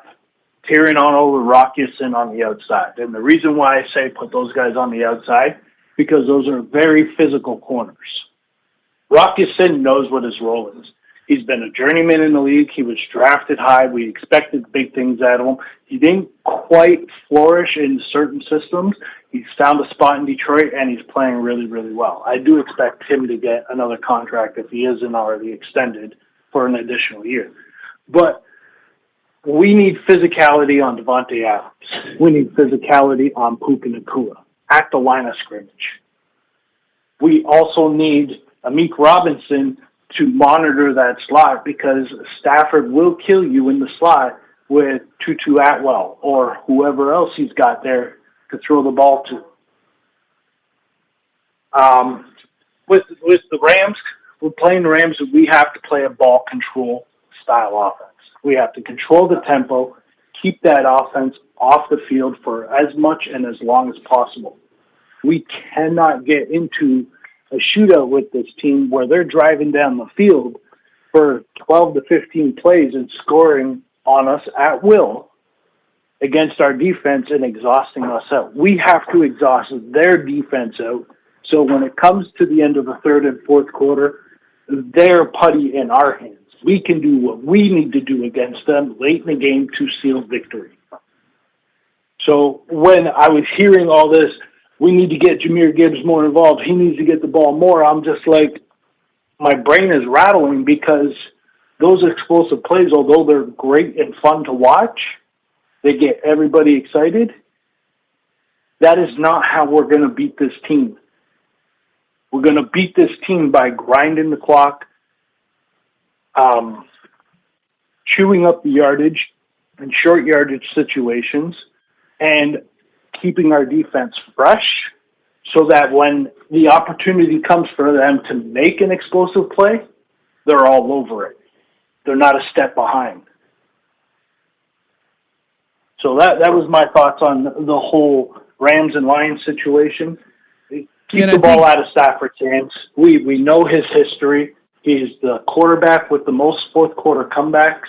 Yeah. And we need to make sure that when we're in the fourth quarter, we have possession of the ball with a 7+ point lead. Yeah. And I think not to lose sight of, I think the other thing that you were kind of going with here was David Montgomery and why David Montgomery is such a key to this game, where maybe Jahmyr Gibbs is still a key to this game.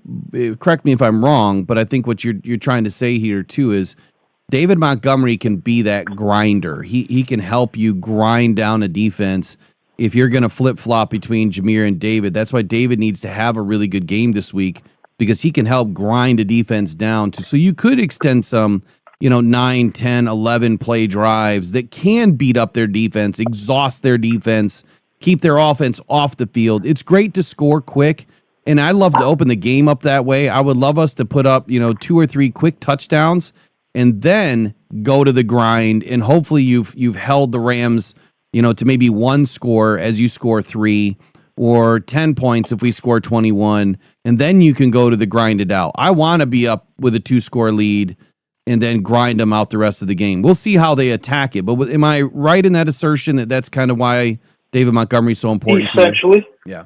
Essentially. Very, very, very, very much so. I also want to make note that what the Rams tried to employ that exact same strategy, though. Oh, yeah. Against the Eagles. They were up 26-10 or something like that going into the fourth quarter, and going into halftime, and McVay became complacent. He relied too much on Kyron Williams. He wasn't getting down the field enough, and caused a couple punts, caused a couple turnovers, and the Eagles came back to win that game because they blocked the punt. But Stafford still managed to go down the field and put them in field goal range for the win. Yeah. The Eagles just blocked the punt, but they were up multiple scores in that game. We can't become complacent. We have to continue to work the field effectively, and I think that's where Goff stands apart from everybody else as far as a quarterback's perspective, because he works the field effectively. His intelligence level is severely undermined. His ability to predict how a defense is going to attack him is severely undermined.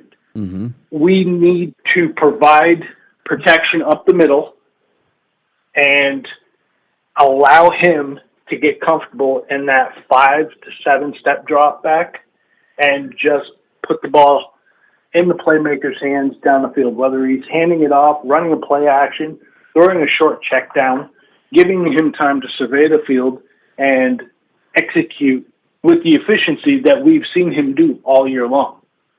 We have 4 wins, 5 losses. I'm sorry. I rattle off a lot of stuff. So No, you're good. You're asking what our record is? Well, just our losses. Yeah, losses. We're 8-5 right now, so we have 5 losses. Okay. So we have 5 losses. Out of those 5 losses, I think Goff has only had 2 bad games. Yeah. Yeah, two games. really bad games. The Eagles and out of an entire season. Yeah, the Eagles was obviously, I think, his worst game. And what was the other one, Eric? You remember? What's that? Goff's other really bad game this year. It was Eagles. We won the game, but it was a bad game he had. We managed to win, but it was a bad game. Yeah, Eagles and KC. He kept throwing it in the dirt. Well, that was because he couldn't get it to anybody. Yeah, but he hasn't had any whole bunch of interception games. No. He's been very efficient with the ball. He's been very steady with the ball. And I 100% agree. I am completely over the Goff Stafford train. He plays for that team. Goff plays for this team. Let them focus on playing for who they play for and not reminiscing about who they played for. Right. Even Stafford said himself. They got a lifetime to focus on that when they retire. Stafford said himself, like, he loved his time in Detroit, but he plays for the Rams. He lives in L.A. He does things for Detroit still through charitable donations. He's still got that football field, the community center that he put together. Yep. He's still running that through charitable donations. Like, he has ties here, but he doesn't play here. So his mind is there, and Goff's mind is here. Goff just had a baby girl. He's building his family here. This is his home. Let's not remind him of where he was. Let's keep him rooted at where he's at. And I think the offense needs to stay rooted with what we do well, which is ground and pound this football. Hand it off to Gibbs for explosive play after explosive play. Let Jared Goff survey the field and sling the ball around like only Jared Goff can do. We don't need to take advantage of their defensive weaknesses. We just need to focus on what we do well and dictate the tone and pace to them, not let them counteract that to us. Gotcha. I love it, man. I appreciate your time, guys. No, you Thanks as well. for having me on. Sorry for being persistent and no, you're good, man. That's all right. Yeah, no, we love you calling in. So yeah, man, have a good day, man. We'll catch you probably after the game or tomorrow. Yes, sir. Or whenever. We'll talk to you later, bro. Have a good day. Yeah. So there's one thing that Dan Campbell might be have started last week that he's setting up for this week, and that's having both David Montgomery and Jahmyr Gibbs on the field at the same time more than he has during the rest of the season. What do you mean by started last week? I didn't see those guys in the backfield together. No, but they were on the field together. We were using Gibbs out in the slot with David Montgomery at running back. I don't have a count on how many times they were on. I don't either, but I did notice sitting in the stands, that's one thing I was watching for, trying to see when they were both on the field together. And that series where David Montgomery scored the touchdown, it seemed that they were on the field together more, even if he was out there as a decoy and David Montgomery was just running the ball. They were out there together. The thing that I love about that touchdown with David Montgomery, man, he clearly showed it does not matter where he takes that football. He took the smallest hole possible. Mm-hmm. He had to squeeze himself through that hole. And then he would, he had 2-3 guys pulling on his shirt and he just pulls away. That is why David Montgomery is so needed, right? And expected in this game. I hope that Dan Campbell has both of those guys. I'm kind of glad you just brought that up because there's something that I wanted to talk about. Flip into the Rams. We'll get into the Rams here for just a few moments. We'll save the majority of it for tomorrow. But I do have one thing I wanted to chat on with the Rams at least. I'll be back in 17 seconds. Pressured by Hutchinson, he goes down again.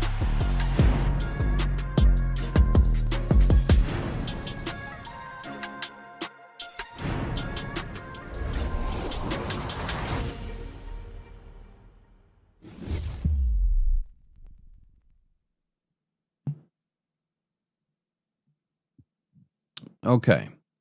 So speaking of, having multiple backs on the field at the same time and why that would be a critical move for Dan Campbell is it is the decoy factor, but it's something that I brought up last week. I think I even brought it up the week before that I wanted to see them on the field together because I believe it disguises more of what you're trying to do offensively. You don't have tight ends right now that you can trust.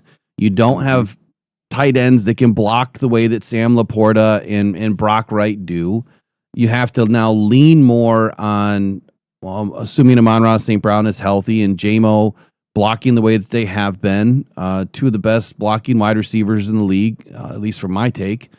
But there's something that the Rams do. 13 personnel.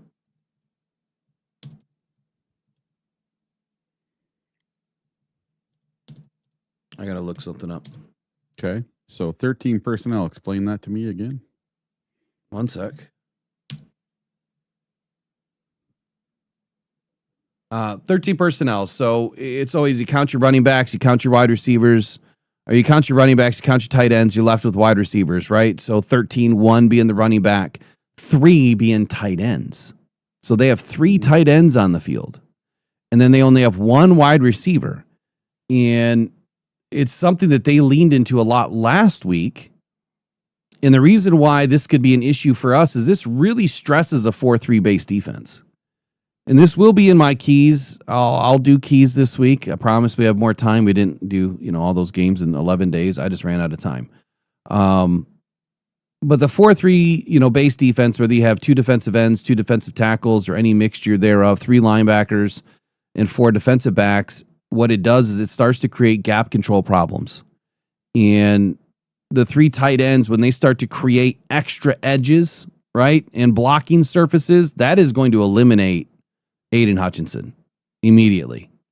It's going to eliminate him, because if you have 2 tight ends on one side and a third tight end on the other side, well, those 2 tight ends, I can guarantee you, are going to be on Aiden's side. The problem I think that the Rams are going to run into now is that AQM just popped off the page the week before. That could give the Rams a little bit of pause and say, well, wait, this guy's actually legit. Oh, wait, they have Davenport back too. Maybe we can't run 13 personnel as much as we would like to, but I guarantee you we will see it. So the 3 tight ends creating those extra edges. The 4-3 only has 7 defenders in the box, usually by default. The offense can outnumber the defense at the point of attack, especially off the edge, which neutralizes your edge. So if I'm Kelvin Shepherd, I'm going to go back to, I'm wondering what's bouncing through Raw's head right now as I'm saying this, but I'm going to go back to a few games ago where I was talking about utilizing the edge as more of a decoy, right? You're not going to send Aiden and AQM in every single play. You're going to have them control the edge. Why? You don't want their running game to get going. You don't want to neutralize the edge and then you send your running game through the middle, right? Which is what they're going to do. They're going to send it through the middle. They're going to attack us in the middle because we're going to spread out. When you bring in 3 tight ends, your condensed formation of a 4-3, when you're a little bit more condensed on the defensive line, you might not have as wide of a wide 9 normally when you have just 2 tight ends in. But when you have 2 tight ends, and typically your wide 9 is even wider, if that makes sense. So if he's extra wide, now you've got this giant D gap that's wide open, and all those 2 defensive end, or those 2 tight ends have to do is seal Aiden and then turn and seal the defensive tackle, Tyleek, Aleem, whatever it is. And you've got a giant hole right off the right side of the tackle that's going to be wide open. Or if they then seal it on the inside, you've got the C gap open where they run it in between the tackle and the guard. That is what could potentially happen for the Lions, and their run game could go nuts. So what am I expecting of Calvin Shepherd to do? Well, I'm expecting to do something a little bit different. Maybe we see one of 2 options. We either go to a 3-4, or we put in 3 defensive linemen. I would probably go my quicker, shiftier guys. Probably DJ Reader in the middle. Tyleek Williams next to him because he's a bigger body. He's more of a nose, but he's also quick-footed. And I would probably put Aiden in there for right now. That's what I'm thinking. It could be Lacey. But I'd put, or I'm sorry, Lacey's out, right? Wheat. I think Wheat's who we got. I forget now. But either way, yeah. The point that I'm trying to make is I want to go with the 3-4 so we get 4 linebackers on the field. Why? I want some rangier guys. I want some thumpers. It's going to limit a little bit of what we do in the back end, but I want 4 guys in the middle that can control the run. If we can control the run and then we can control the tight ends, because if they start going out for passes, now we've got a real problem because our linebackers have not matched up well against some of the better tight ends. Goddard dirted us. I mean, he was, what do you have, 76 yards, 86 yards in that game? I expected us to lose to the tight end in that game. I said it in my keys. Beat us with your tight end. Now, they did a good job, but I don't feel like that's the reason why we lost that game either. But it was a problem. We could not handle the tight end cleanly. And if they have 3 decent tight ends, that's a huge mismatch for us on defense. So how do we cover it, right? Linebackers in a 4-3 are often tasked with tight end coverage. So that could pull Anzo one way, Derek Barnes another way, and then you got your third linebacker in Jack. What is he going to do now? Is he now going to drop into coverage? Because his coverage is not the best all the time, but he's our thumper in the run game, right? He's going to close it down. So if you start pulling him into coverage, now this middle of your defense is empty. You have two options now or more with an offense. Now you can send that lone wide receiver across on a slant, right? Or you're going to run your running back through the middle of the defense, and he's going to get 7 to 9 yards every time. Every time. So I'd either want to go to 4 linebackers, or we're going to have to bring in more DBs so that we are quicker and we have coverage guys. This is where I really love Avonte Maddox. We brought in 2 safeties. Doubtful they're going to be able to get up for the game, or at least both of them. Maybe they'll surprise us and they'll both be up. But this is where I expect Maulette to be on the field, Rock Ya-Sin to be on the field, DJ Reed to be on the field, and Avonte Maddox at a minimum, and Kirby Joseph. Avonte Maddox can play that smaller linebacker role. You remember when I was talking about dropping a safety in behind Jack? This is the game to do it. This is where you bring in that third safety, or in our case, I guess it would be a third safety. But you bring in Avonte Maddox and you parallel him right behind Jack. So Jack takes the running back. Avonte takes the quarterback. We don't have to worry about Matthew Stafford running. But in a sense, he's following the eyes. He's trying to figure out where he's trying to go. But then that gives you tight end coverage, and you get an extra body to help you in the run game if you go 3 down linemen. This would be a perfect game to do that, in my opinion. But 13 personnel is a problem. It is a problem for our defense. I believe the way our defense is outfitted right now, because our secondary is a little weakened. We need a big game by DJ Reed, and here's my biggest concern. Single high safety. If we go single high safety against 13 personnel, we're cooked. We are absolutely cooked. And I don't care what wide receiver that they have out there. I don't think that we're going to be able to defend it, because they're just going to hit us underneath, and it's going to be run, and they're going to grind us out. So just look for that. I'm sorry to bring you bad news, but that is probably my biggest concern against the Rams. It is the 13 personnel and how that will then set up the play pass. And it will also set up for them to sit back and chunk it downfield. Once you start to overcommit, that is when Matthew Stafford does his dirty work. When you overcommit. It's what he did to all the other teams when he was in Detroit. You overcommit on him, and he knows where to go with the ball every single time. And if he doesn't have a throwing lane, he makes one. That's that arm. I don't know how he bends that arm the way that he does, but he will make a throwing lane. That's what makes Matthew Stafford so special. The arm is hot, and it's like he's got 4 elbows, because he's got a gimbal on. I don't know. He's able to chuck that ball from every single angle. I've never seen another quarterback do it like that. So, anyway, I would love to hear what Mike P what defense he would want to run in this situation, or Raw what defense he wants to run in this situation. I'll cook something up in the keys. Don't get me wrong. I'll cook something up. There's going to be there's going to be a mismatch for sure. I just don't know who's going to win on the mismatch just yet. Calvin Shepard's going to have the game of his life. If this is a game to be perfect in, or if there is a game to be perfect in, this is it. This is it. At least for the rest of the regular season. Like, this is the game that you have to bring it all, and you have to be spot on. You cannot make mistakes. One final thing for me. What else do you have for the day? Well, I'm going to talk a little bit about this subject you're talking about right now. Okay. All right. So this is going to be the second time this season alone that our defense is facing the front runner for MVP. If you go back to week 6, when we played the Buccaneers, Mr. Baker Mayfield was number 1.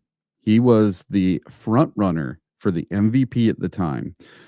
They only had 1 loss on the season. They were doing really, really well. They were 5-1, 4-1, coming in against us. They were the hot team. and they were a little bumped up, but we held them to 9 points. No one expected us to hold them to 9 points. And I think the same type of thing could happen this weekend if we do the proper adjustments on defense.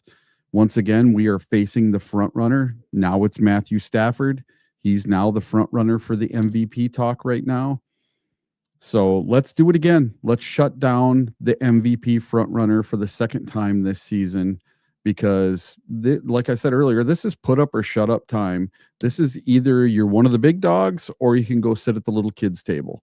This is the kind of game you have to win. You can't lose this game. I know it doesn't eliminate us from playoff contention, yada, yada, yada. But then the best we can do is 11-6. We have to go 12-5. We have to, if we want any chance of the division. Well, not only the division, I don't think the division's going to be ours. I think someone's going to win 13 games. But instead of being the 7 seed, who's going to win 13 games? 5. The Packers might. If they get on a little roll here, you've got to see what they do against the Broncos this weekend and what they do against the Bears next weekend. Well, they'd have to win out. Yes. But I don't think they're winning 13 games. I don't know. But to me, there is no other game on the schedule right now. This is it. This is the final game of the year. This is the playoffs. This is the everything game. This is the game that means more than all the rest. And mostly because it's this week, but this game means everything. This is to keep you in playoff contention. You go from just about a 50% chance to like a 78% chance of making the playoffs if you win this game. You go from like a 14% chance of winning the division to much higher, probably 30 or 40%, depending on how the Browns and the Broncos do this weekend. I hate relying on other teams to win games. And I hate scoreboard watching, because that's what we always used to be. Right. Last year, we didn't have to scoreboard watch at all. We were in control. We never gave up the lead, and we just kept it the whole year. Kind of like this Dallas Cowboys game last week. We got the lead, we kept the lead, and we went all the way, right? So I'm hoping on this game that the Lions, if they lose the coin toss, they're going to get the ball, go down and score. And you're going to have to go down and score right away on this really tough LA defense. And their defense always gives us a little bit of trouble. But I don't want a heart attack game. I just want to get the lead, stay in the lead, and finish the game with the lead. I don't want this back and forth. We got the lead, they got the lead. We got the lead, they got the lead. Or we're way down and we got to try to come back at the end in the fourth quarter. I don't want none of that. I just want to have a non-heart attack game and prove that we deserve to be in the playoffs. Not that we deserve to be in any talk for the playoffs, deserve to be in the playoffs itself. Let's stamp our ticket. Let's go. All we as usual. Every freaking time. Yep. Had the little circle of doom there for a second. Every freaking time. I don't get it. Okay. Yeah, I hear you, man. And so the obviously the way that the Lions can get out and win this game, to your point, I think we need to score quick. I know that does not bode well for our defense, but I do believe that in the beginning of the game, you have to get out of the gates quick.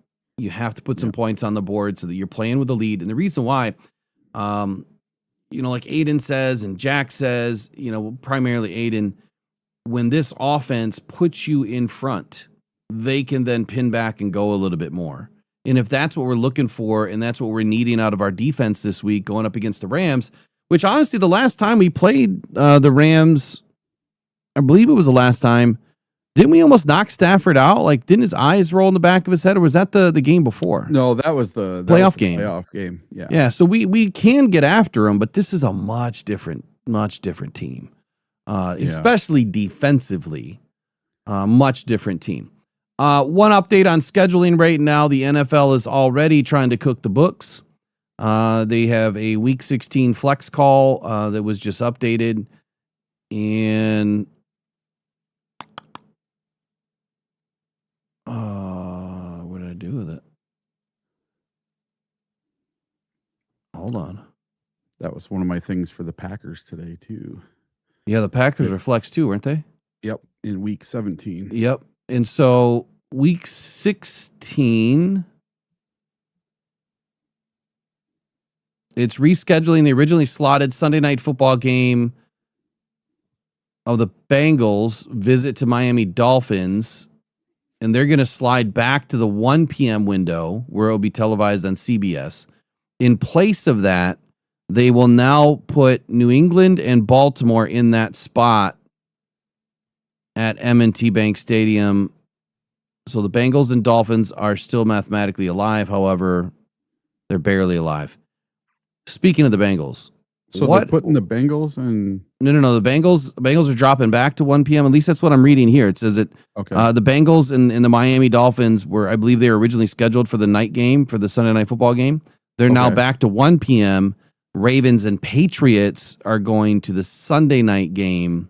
Well, that's crazy because the Baltimore Ravens and the Green Bay Packers are going to be at 8 o'clock streaming on Peacock on December 27th. The next week. Yeah. So the Ravens get 2 night games in a row. Yep. Wow. So they're expecting the Ravens to do something here, or they're expecting the Patriots. Haven't the Patriots already locked it all up? Maybe they haven't. No, not yet. Okay, so that's probably why they're doing that. But for Week 17, tell us what happened with Week 17. Yeah, so Week 17, the NFL has announced a lineup for its Week 17 Saturday slate of 2 games on December 27th. The Houston Texans will travel to face the Los Angeles Chargers at 4:30 p.m.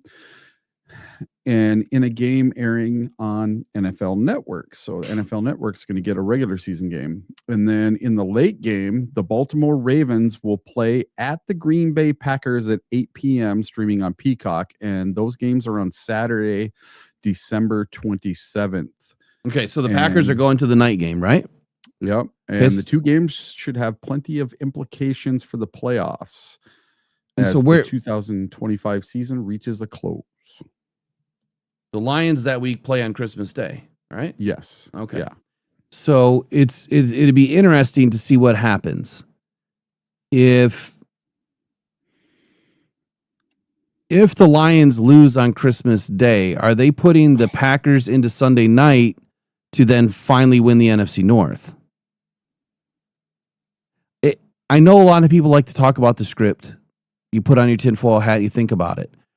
If the NFL is really screwing with games, I think that there's only a couple of ways that they can really do it. You can manipulate the schedule, right? You can manipulate the schedule at the end of the season and say, we're going to put these games here. And we're doing that because we're expecting one of those teams to lock something up, which would be the Packers in this case, Week 17. That would mean that the Lions would have to lose against the Rams and probably lose their next game too for it to be mathematically probable, and the Bears, for it to be mathematically probable for the Packers to lock it up, assuming that they win out or maybe only drop 1 game. So pay attention to that scenario. I can't tie it all together in my brain right now without writing it out, and I didn't write it out. So just pay attention to that scenario. I want to bounce back to the Bengals for a moment. Did you happen to see any of Joe Burrow's press conference? Yeah. Okay. And that was going to be one of my things today. Yeah. So Joe Burrow looked flat out like he was going to quit to me, like he's done. And I'll say this one thing, then you could say whatever it is that you wanted to talk about. But when he said, that for me to play a game, it has to be fun. Like I want to have fun, and he hasn't been having fun. What does that mean? Like, is he not having fun in Cincinnati? Is he not having fun because of all of the injuries that he's taken? Or is he not having fun playing football, period? Mm-hmm. I wonder if he might hang it up and try to keep what he has left intact. He's had a couple of bogus injuries, but these vibes are not good. What is it that you had to say on Yeah, so I found this whole thing with his quote. He says, quote, "I'm not sure that there was a singular turning point. It's just a reflection on a lot of things that I've done and have been through in my career. I think I've been through more than most, and it's certainly not easy on the brain or the body. There's just a lot of things going on right now." And, you know, he spent 10 weeks on IR with turf toe. Last year, he was comeback player of the year. He's won comeback player of the year twice already. And it's just injury after injury after injury. And he said, quote, "If I want to keep doing this, I have to have fun doing it. I've been through a lot. And if it's not fun, then what am I doing it for?" And this has sparked speculation that he might be contemplating retiring, not in a couple of years, not in 10 years, this year. So we're going to have to keep an eye on that, you know, because he had this great game, and then in the fourth quarter, he throws 2 interceptions, and it basically doomed his team, and they are most likely out of playoff contention for this year. So I can hear it now, dude. I can hear it now. Joe Burrows wants a trade from Cincinnati, and Lions fans are going to go nuts. Trade Goff to Cincinnati. I can see it now. Trade Goff to Cincinnati. Yeah. Another injured player brought in by Brad Holmes. Yeah, well, that's the other side of it, right? And so how would that even boil down? The only way you could do that is if you traded Goff for Burrow. You'd have to trade contracts. You'd have to trade the players. That's the only way you could get it done and fit it under the cap. Well, yeah, you'd have to. You'd have to go 1 for 1, but you'd lose your ass on Goff. Yeah, not just the money, but what his value is. You would lose all those first round pick values that you could essentially get. You could get just as much as you got for Stafford with Goff right now. Yeah. Easily. Yeah. Especially if you traded him to, I don't know, pick a team. Pick a team that's in the bottom of the barrel. You know, there's a lot of teams that would love to have Jared Goff at 30 years old, top 3 in every metric, top 2, 1 in most of them. Yeah. There's a lot of teams that would love to have him. It's not happening, so just forget I even said that. But anyway, I just thought that was really interesting yesterday. All right, a few more minutes. I'll bring his 2.5 minutes, Jack Campbell, and then if you got to go, whatever. Otherwise, I might hang. We'll see. All right, Jack Campbell, the Jack. Sit and read your press clippings, or you don't exactly seem like the kind of guy that's going to sit and read your press clippings or take those pats on the back and just kind of sit and get fat and sassy. But is there any validation of your performances that have become so consistently excellent this year? No, I'm just still trying to be consistent with what I do. There's just so many things where I feel like I can still improve, and there's also things where areas I think I'm doing well. But like the main thing is honestly all I really want to do is just make this playoff push, and it starts with the Rams and the challenges that they present. We're going to have our work cut out for us defensively this week, and I just feel like there's so many more areas that me personally, but also the defense, there's so many steps I feel like we can take, and there's just some things that I think that we just need to keep improving on at this point in the season that's really going to help us push to where we want to get to. So. When we look Anything specific? I guess I can just kind of speak for myself, I guess. I mean, I can speak for the defense too, but I mean, everyone's kind of got their own little things. But really, eye discipline's just so huge. I'm just saying defensively, zone coverage, man coverage, and that's the thing about the quarterbacks nowadays. When your ability to extend a play, it makes it hard to guard a guy that long, and then the receiver's abilities to just snap off routes whenever they want. When they have the chemistry with the quarterback, like this week, both those guys, both the receivers and the 9 have played. I mean, the 12's young, he's my class, but 17 and 9, those guys have been in the NFL for so long. So, I mean, I feel like they improvise a little bit, especially on the goal line. You'll see in the tight red, they will run crunch, or they'll just and people know it's coming. They'll run a fade or a slant, and no one can stop it. So.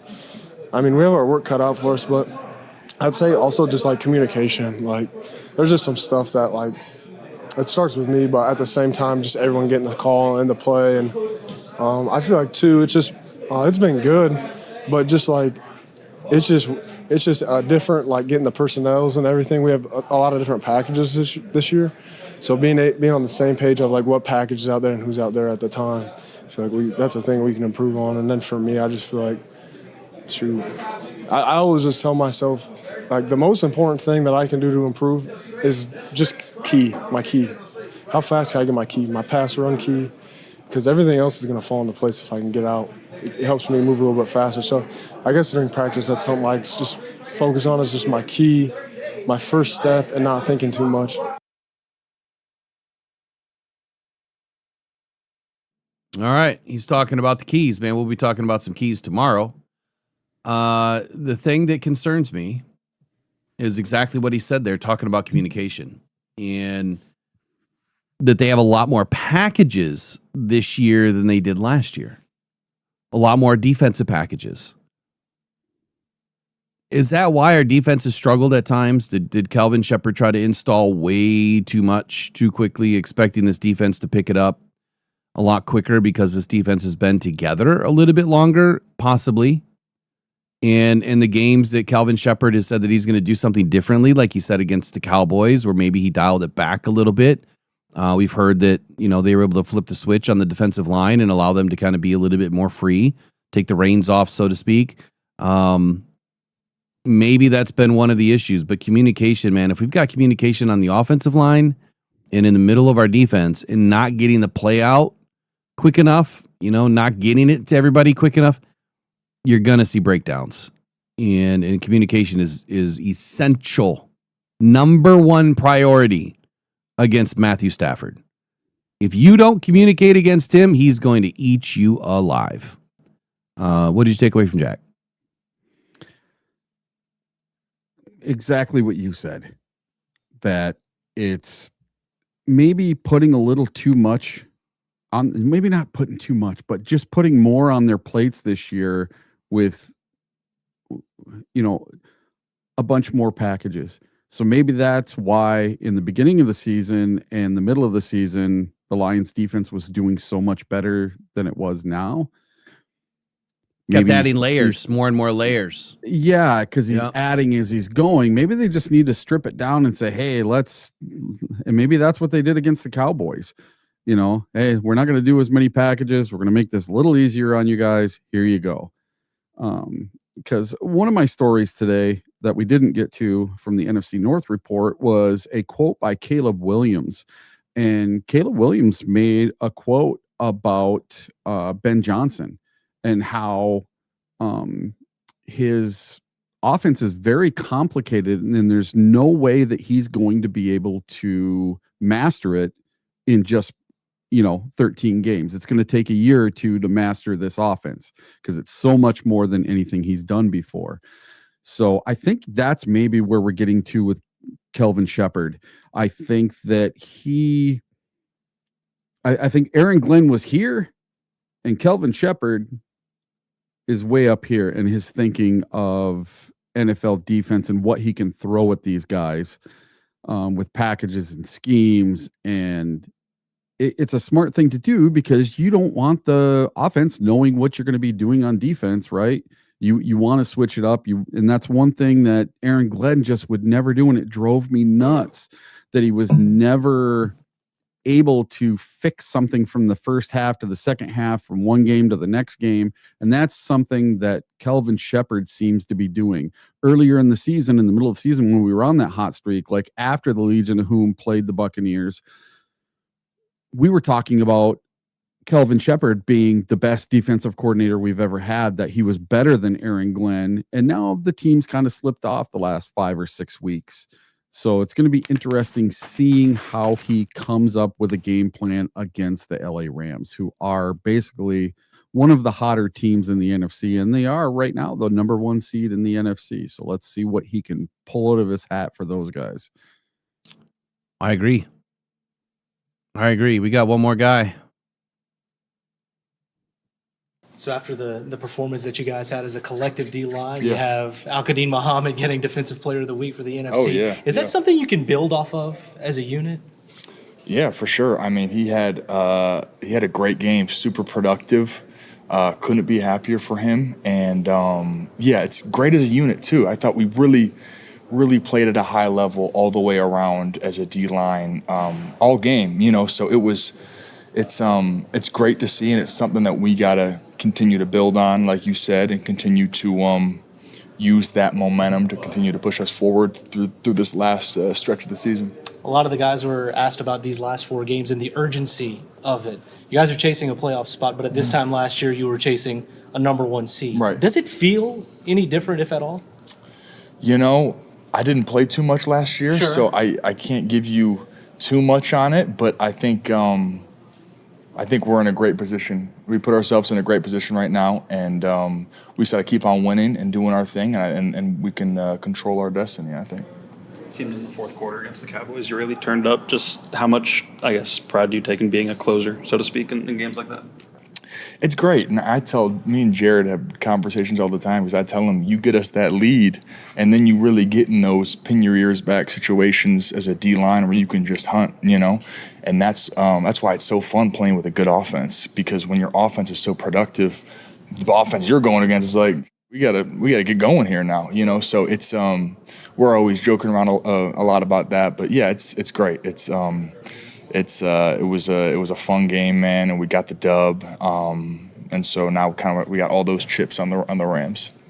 We heard you on the mic, Dub, joking around with Al-Qadim, like, I was trying to get that half sack or whatever. Yeah. Just how much do you and him, now that you guys are so close here down the stretch, you know, friendly competition going back and forth with who could finish with more?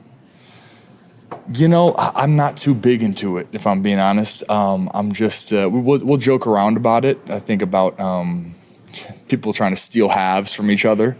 But ultimately, I know Quan is rooting for me, and I'm rooting for him. I want him to, you know, after this season, do his thing and kind of get his fruits from his labor this year. And so, I think it's a great relationship, because it's not that you try to bring each other down, but I want what's best for him. He wants what's best for me. Let's see who will get there. You know what I mean? So it's fun. It's fun. It's great having a lot of productivity from the DNs, and we just got to keep it up and finish strong too. And that's the emphasis. Growing up here, you're quite familiar with the quarterback who's going to be on the other sideline this weekend. Right. But you've also played against Matthew Stafford a couple of times. This year, what looks different about him? Because I mean, leading the league in passing touchdowns is no easy feat for a veteran QB. Yeah, no, I mean he's having a hell of a year, man, and every year we play him. It's no matter what his statistics are, he's a dangerous quarterback, you know. So it's we're gonna get this game plan going, execute it, and plan is to come out there with a win and be on our way. But that's playing against a quarterback like this. I mean, he's there's a reason he's been doing it for so long at a high level. It's because he really he's great, you know. Obviously, you know, you guys would like to win every game if you could, but just given the situation, chasing the playoff spot and where you guys are, what can players learn about themselves in moments like this? You know, you'll probably keep asking me that in every game we play, you know, because it's just kind of that situation we have. So, and really, even if circumstances were different, every game is just a very monumental game when you're making a playoff push. So it's hard to put one. You know, last week everything was in on Dallas, and now it's every week as a player you take your time to prepare the best way you can for that game, and then you go out there Sunday and show what you've been prepping. Is it going to feel weird to be playing on a Sunday again after back-to-back Thursday games? Yeah, it's great. I mean, we had a great weekend off. 3 games in a week and a half has been a little wild, you know. So it was a great time off, and it almost felt like a little mini bye week to head into this last portion of the season. Had just been a little bit of time off. I didn't get up from my couch, you know. I didn't. Especially with the snow, there's not much to do in Michigan when it's the weather's so crazy. So yeah, I was just watching Stranger Things, finished that up. just I didn't get up. It was a little bad, but I had fun. With Little Robot, I never. Oh, the robot finally got me. Yeah. So I don't understand the line of questioning here in the last 2 minutes. Like, I could care less what he did on his break. I don't. Like, can we stick to football? I just want to stick to football. You know, like, some of that stuff's great for when they write their articles or whatever, but I want to hear what's going on with the team. You know, you want to hear what Aiden's thinking, how he's feeling, you know, try to pull a little bit more out of him. But in the beginning, I started laughing there because he was talking about, you know, maybe we joke about stealing halves from each other. The whole splitting of a sack, you know, where, you know, someone's pulling someone down, you jump into the pile and you end up getting a half, right? I hate that. I think halves are stupid. I think whoever gets their hands on them first, doesn't matter how they go down. I think the first person gets the sack. Because halves are so non-objective, I guess, is maybe what I'm trying to say, or subjective, I should say. They're not clear, right? I'm glad that, you know, like he says that they don't have a whole lot going on between them. They just want each other to win. What did you take away from Aiden in this press conference? I didn't get a ton out of it. No, and it seems like he might be a little on the jealous side with AQM. I don't know. I didn't get that, but maybe just a little bit. Maybe he's just jealous that he's not performing at the level that he was in previous seasons. So maybe he's disappointed in himself. I don't know about jealous, but maybe yeah. No, I hear you though. He knows that he's got it in him. He's just not getting there. Yeah, he just needs to start turning it into production. You know, the close. I'm sick of the close. It's time to put up or shut up. It's December. It's Rams week. Get 3-4 sacks on Stafford, and I'm back on board. You know, as a unit, right? Not just Aiden, as a unit. Well, I'm talking just Aiden. Yeah, I don't know about that, but I mean, I would love to see him get one. I mean, last week I was pretty critical on Aiden. Look, this is a good offensive line they're going up against. The three tight ends, like I was talking about earlier. I think that's going to limit Aiden because they're going to attack his side heavy with the 2 tight end set, and I think that's what I'm putting it out there now, because next week when we talk about the game, we'll see how that hurt Aiden or helped Aiden or helped somebody else. You know, I was a little critical, and as I should be with Aiden, you know, at times, but this week I'm trying to give him the benefit of the doubt a little bit. I don't like the gaudy stats in the end that people talk about because they really didn't have any bearing on the game. The majority of them didn't. I do want to see him win more. And there was a guy that I was listening to, a podcast that I was listening to, and they made a reference about arm length. And they weren't necessarily talking about Aiden. They were talking about the edge position. And I think it could have been Broshmo, whatever his name is. And then I was listening to Greeny and Jeremiah and somebody else. I did edge work yesterday. As I was driving around, I was doing a lot of edge work for 2026 and trying to get a jump on who's available. And that's why I'm ending with Aiden here. Who's available? Who's coming up? What are the Lions going to be looking for? Are there going to be any options? And so arm length came up. And there's one definitive thing that everybody kept saying. And that is when you look at guys that have a lot of missed tackles, look to their arm length. And I mean, I knew that, but man, did it really snap in my brain yesterday. Because I'm like, Aiden's had a lot of missed tackles. And especially against the run game, he's not able to wrap up. When you see like a guy like Myles Garrett will reach out and grab, you know, some guy, he could be engaged and he'll reach into the, you know, gap over and grab a running back. And that running back gets turned around and then maybe a linebacker cleans it up. Aiden can't do that. Not cleanly and not all the time. And you don't really want to grab and reach because you can end up tearing a pec, right? That's why you don't want to reach like that. You want to wrap up if you can, but if you've got big, long arms and big mitts, yeah, you want to reach out and try to slow somebody down. But if you look at Aiden's issues against the run game and the missed tackles, that's where it's coming from. And so that's why I've always said minimum arm length for me, minimum height for me. It's not 6'7". I think 6'7" is too tall at times. But had he had 35-inch arms, Aiden would be a perfect defensive end. I think that's the only thing that holds him back is his arm length. And I think that's the only issue that he faces. And that's why the spin move is his number one move. When he uses his bull rush, I think he's had some great success with it lately. This is a game where I want to see bull rush Aiden. I don't want to see spin move Aiden. I want to see bull rush Aiden because pushing that tackle back in towards Matthew Stafford is what we need. Not trying to spin in or out or around and then try to land on Stafford.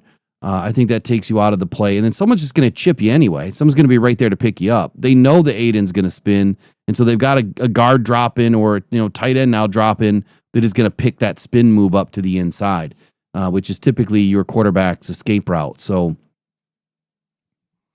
I just need to see Aiden win too. I think that this is a game that I'm not expecting a ton out of Aiden. I'm not.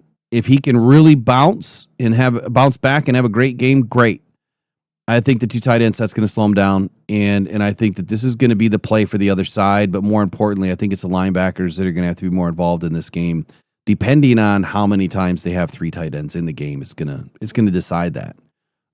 This is going to be this is brain on brain. That's what this game is. Each team has a talent. Each team has weapons. This is who's coming with the better brain plan in this game. Because you have to eliminate all of these little tiny things that can be big things if you don't take care of it. And this is one of them. I'm going to give you the good and the bad on next season's draft from what I'm seeing already. I have 32 prospects, 30 prospects. I've only gotten into a handful. Out of 30 prospects, 17 of them are over 6'4". And only 7 of them that are over 6'4" that start to meet the criteria, well, their height is probably a lie. Because it always is until the combine. So I'm expecting maybe 4, 5 at the max that could be first round talents based on height, weight, speed, which is not how we do it. But that's how you get them into the first round and start evaluating. And then we look at the film, or I look at the film and go from there. There might be 2 edge right now that could make it in the first round. This is not loaded like last year, but last year had a lot of misfits. And if you look at last year's class this year, or this year's class and where they're performing, Abdul Carter is a flop so far. Jalon Walker's doing okay. Ezraku is a hell of a football player. Now they're not loading up on sacks, but there's some good football players that came out of this draft that they will end up being good down the line, but not big game changers yet. This next draft is not going to be much better, but I think that the Lions are going to find somebody, and now, depending on where they pick, it might not be the first round. Matter of fact, I'm thinking it's probably going to be the third round again, where we're looking at picking up somebody that could be pretty good, but Lions fans are going to melt down again because we're not taking an edge in the first round. No, it's going to be a center or a left tackle. Yeah, so that's kind of where I'm at with it so far, but I'm so early. But December is when I start. Last year I did it because of the season. This year I told myself I'm starting in December, and I'll start getting some stuff out. I know I've been saying that every day for the last 3-4 days, but I got busy, wrapped up in the car all day yesterday. So anyway, final 30 to you, man. Well, I got some good news for you pertaining to the draft today. All right. The NFL owners had a meeting yesterday, and they're giving us the 2-minute warning. What do I mean by that? Well, the NFL notified teams yesterday that it will shorten the time between picks in the first round of the NFL draft from 10 minutes to 8 minutes. Ooh. Here's your 2 minutes, starting with the 2026 draft in Pittsburgh. This will shorten the length of the first round, which would have been finishing around 11:45 p.m. and teams are on board. Roger Goodell had first mentioned this possibility on the Friday of the Green Bay draft on Pat McAfee's show. So what do you think about that? They're going to give up some advertising dollars and they're going to shorten it up a little bit. Something tells me they're not going to give up advertising dollars. They're taking the time away from the teams to fit more advertising dollars in. That's what they're doing. We're going to take 2 minutes from all your picks so we can throw 2 more minutes of advertising in, is how I look at it. But I think what's been happening over the last couple of years is, like Brad Holmes is running up the picks really early, and Goodell didn't like that because of the advertising perspective, right? Getting more time between the picks. And so now he's like, well, screw it. I'm just going to give you less time. We're going to take the time back. That's my thought. They're taking the time back to do what they want to do with it to make money, and not give the teams as much time. So is what it is. But I thought you might enjoy that. It's going to be a little less on day one. So we won't have to be there till 2:00 in the morning or whatever it was like this year. Yeah. Well, it's in Pittsburgh this next year. Yeah. Pittsburgh draft. And I got to double check my hotel reservation because I booked it immediately. I better double check on that. So it's April 23 to 25, 2026 in Pittsburgh, Pennsylvania. We will be there. It's going to be another great time. Another great time covering the draft. So, all right, y'all have a wonderful day. I really don't have a 30 because I've been kind of saying it all day. Like, this is a game that everybody for the Detroit Lions better not have one miscommunication. Not one. And if they do, and it's not going to be good. So they have to get into their details. They've had some extra time to prepare for the Rams. We got out of the 3-game gauntlet. Luckily, we didn't drop more than one. Would have been nice to finish undefeated at home during that stretch, but we didn't. So now we have to go take one away on the road, and that starts with the Rams. We'll get in more of the Rams and Lions tomorrow here on the Rise and Grind Morning Show. Thank you all for joining us this morning and staying with us a little bit of extra time. Eric, you have a wonderful day, man. Go on, Pride, go Detroit Lions. We'll see you all tomorrow. Pressured by Hutchinson.